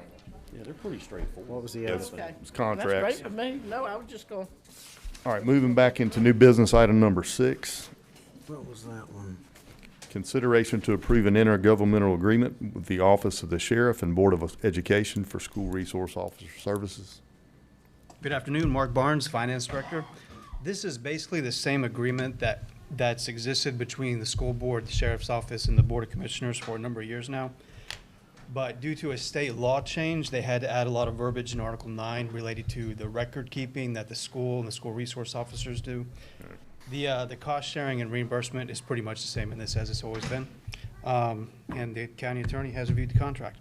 Staff recommends alternative 1 to approve it. Very good. Yeah, no change in the share Make a motion to cost. approve alternative one. Second. Have a motion and a second. All in favor? Aye. None opposed, motion carries. Item 7, consideration to approve a purchase order and quote to Dobbs Equipment LLC for a John Deere 410P backhoe loader and attachments for use by the Effingham County wastewater treatment plant. Yeah, so this is a request for the purchase of a new backhoe loader for the treatment plant. This is it's a replacement that was budgeted for, will be the county's 2004 Caterpillar 420. Is there anything else you want to add, Sydney? State your name for the record, Pam. Thank you. Sydney Edwards, purchasing coordinator. I apologize. I stepped out to use the restroom. No, not really. I don't know what you said either, so I apologize. And so we did a RFP on this, and so you can give the details of it. What is it, a John Deere? Yes, it was the John Deere 410P, and Dobbs Equipment scored the highest overall and provided the best value, and it included all the required attachments for it as well. Yeah, and we're replacing the 2004 model, as Tim said. Yes. Good. Any further discussion from the board? I'll make a motion to approve. Second. We have a motion and a second. All in favor? Aye. None opposed, motion carries. Thank you, ma'am. Now you can go. Item 8, consideration to approve Amendment 1 to the indefinite delivery contracts with selected firms for professional engineering and architectural services, extending the contract term through June 30th, 2026, and updating rate schedules where submitted. Chairman, I'm gonna recuse myself from this one too. Yes, ma'am.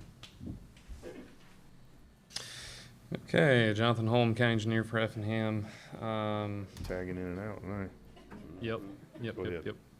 It's simply, just as you stated, it's just to renew the IDC list that the county currently has for capital improvement projects out till 2026. It also adjusts the rates for new capital improvement projects, and it would only affect new projects that start, I believe it's in January of next year. So staff's recommending alternative 1. Here for any questions. Very good. Yeah, look straightforward to me. I'll make a motion to approve. I'll second that. We have a motion and a second. All in favor? Aye. None opposed, motion carries. I did not vote because I'm not sure where you're at. We were on item number 8, and you abstained, so we're good. Item 9, consideration to approve change order number 1 to the professional services agreement with Coleman Company Incorporated for the Marlow Water and Sewer Project to include additional design and pre-construction services as requested by the county. Yes, sir. Good evening, Trey Wilkins, Project Manager for Capital Projects. In the idea of a change order, this is not technically a change order, it's an amendment to the contract. We've had a work session with EOM, who serves as our Public Works Department. We've had a meeting with Coleman and Tim Callanan, and through those 2 meetings came up with a list of things we wanted added to the project. Additional capacity of the well system, some additional backups for the lift station itself, a little bit bigger of a service area for the well and the lift station. All of that necessitated some additional fees. Good. Is this value adds or additional fees? Both. Very good. Thank you, Trey.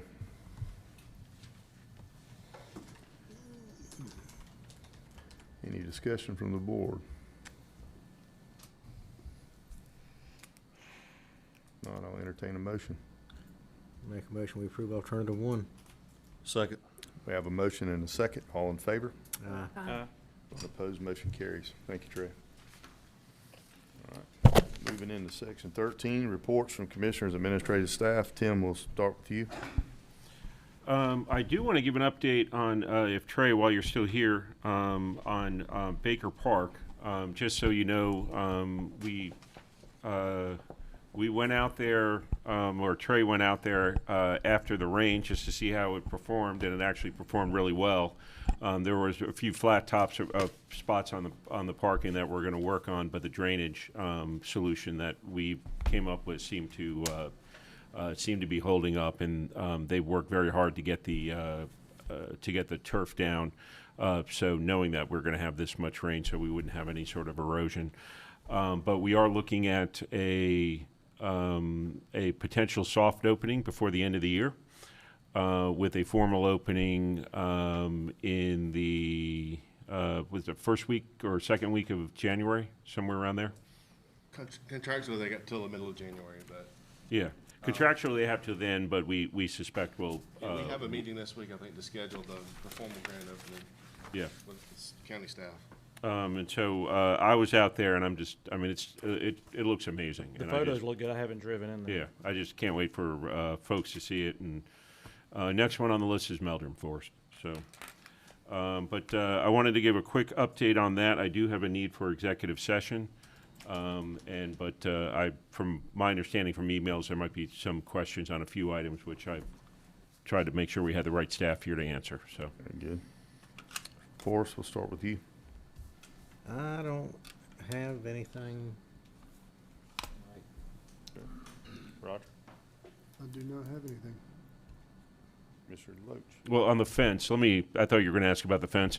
Jonathan, do you want to, Oh, the fence on, Waterford Apartments? yes, I Yes. forgot about that, yeah. I sent a message today on that. Yeah, Be great to have you. so when it comes to Waterford Apartments, we had a, stop work order put on that to, get on the same page and to make sure that, we, got the fence in, because they tore down that buffer over there. And based off of records that, they had sent us and, photos and whatnot, their target to get the entire fence in was September 15th. And they sent us photos of the fence material coming in and the fence going up. And then they also sent us follow-up photos about the landscaping that was going to be put in as well. So I know there's some concerns about, I guess, just the total length of the fence and how far back's it got to go. Per plan, it was about 475 feet, give or take. It did not go the entire length abutting next to the daycare. The reason why is, they were penalized based off of how much of the buffer they took down. They were only taking down the amount that they needed for the sewer line to go in. And then also there's wetlands that are located in the back corner back there. So I wouldn't advise, there's no need to put a fence because the buffer wasn't taken down in the back. And then, So you send that area in the back where you can see through and there's. I'd have to go back out and we can go out there and verify the length of the fence that was put in, but Because it does look like there's been cleared area in that rear portion. She send us some pictures, you can see right there. And I'll ride through there tomorrow just to make sure, but. we can look at it. The main thing was to try to implement or re-implement the buffer that they had taken down. Again, what I would recommend is we haven't done a final inspection yet on this. They haven't asked for it yet. So, during final inspection, that's typically when we would start to catch these kind of things, that if there's a hole in the buffer that they need to replant. The buffer went the entire distance of what I'll call developed or cleared property of Learning Treehouse. Yeah. So it went all the way to here. Right. So there They should at least be cleared- a fence that is. At least to that corner where the to trees the corner. Because they cleared everything. of Learning Yeah, if I'm Treehouse. recalling it right, there's a road that Now comes it's up. stopped just short of the playground area, right? You can easily. So we can go out there and verify it. I know Pamela, she's gonna have some of the staff go out and measure the distance there, but, if it doesn't match the 475, we've got issues. But if it does match the 475, then they've built what was per plan. And then we would just be looking to try to replace, I guess, what. Yeah, I'll take a look at it tomorrow and see if it's So basically what you're looking Those are for on it is right now. disturbed buffer area screen with the fence. Correct, yes, sir. Okay. And then making sure that they have the 475 in, and if there's a hole beyond that, that means there was an issue with the buffer that was existing, and then they would need to replant based off the buffer ordinance, but Go ahead and screen, since you, takes forever to regrow any. yeah, it's just gonna depend on exactly where it's at. I mean, we'll have to look at it and see what the relationship is with the wetlands and whatnot, because we don't want them to disturb the wetlands either. Right. So, anyway, we'll go out and assess and get a better idea of where exactly the chips lie. Probably need some advice on our lane tomorrow. I've got a meeting tomorrow Okay, there. So you can get, I'll get with you later on that. okay, sounds good. Thank you. Thank you, Jonathan. Thank you for reminding me about it, Tim. Appreciate it. All righty. Commissioner Luke. It's just re-verifying, Bearville's technically on that contract we approved last week, right? Okay. Before Thanksgiving, I was looking back through and I didn't catch that we did add it. There's so many roads that we're doing that, you know, I just didn't look in the right spot, but, thankfully, I had gotten with the road crew and they did, add it to the package in the bid, and it got awarded, so there's not gonna be a change order to add Berryville, to the latest C.W. Matthews contract to specify. So Berryville will probably get resurfaced sometime spring, summer. We have a pre-construction meeting with them within the next week or two, so we'll be getting into their schedule here shortly. Okay. All right, man. Thank Yep, you. good news. Yeah, Jonathan, just for your reference, 408.50 feet from the property line on Goshen Road is where that road makes a turn. We go into the back portion back there. I believe it's 475 feet of total fence. There might have been an offset from the property line, Yeah, I would bet that's nowhere Should cover near. that whole area Yeah. back there. but nowhere near. it should. We'll go out and verify it, but I mean, they have made some efforts to try to appease us with the fence by, you know, showing us. Need to try to appease anybody. They took it down, they need to fix it. That's right. And keep their traffic straight. They done with paving over there? Have more There it issues is with this paved. property Yeah, developing. we had reached out to them to get that straightened out, and, you know, Are they still parking on the road? I haven't gotten any complaints, since then, but I mean, It's gotten better since they got it paved right Okay. there. once They they've gotten it paved, did the entrance. that's right. It's been a circus. It's been a circus. It's for been sure. a handful for sure. Yes.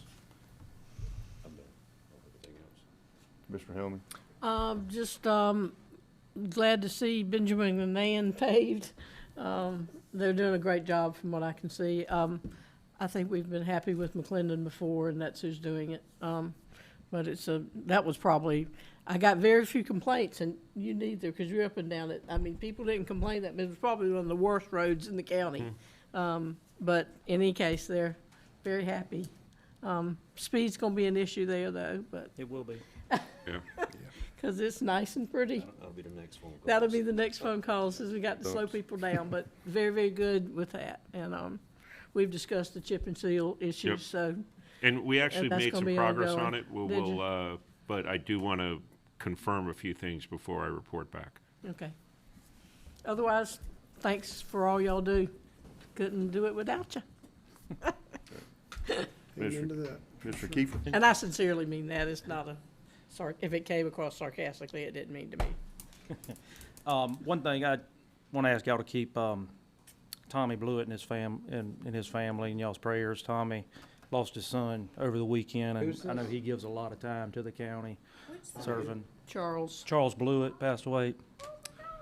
Yeah, but Tommy does a lot. You know, gives a lot of his time to the county. Serves on a couple of boards. Transportation Transportation Advisory Advisory and the Construction Appeals Board. So y'all Wife just keep talked that for family in your years. prayers. Wife talked for years. Yeah. But that's all I got. Very good. Tim, as I discussed with you, Miss Jennifer Cook's property, this sooner staff could get a meeting with Miss Cook to Yes. come to a conclusion Yes. of what this is, the better. Of the list of Jonathan, items. if you want to, I would save your comments for the meeting. I spoke with her today. Okay. But we're still going to meet. Okay. Yeah, we're gonna have a meeting, and she's gonna come and show up, and we're gonna put the period on the sentence, so. Other than that, that's all I have. Look forward to serving you guys next week with our luncheon. Oh, yeah. It's not next, is it next week? Week after next It's the week? week after next. Is it a week after? Oh, it is Yeah. next week. It's the 13th.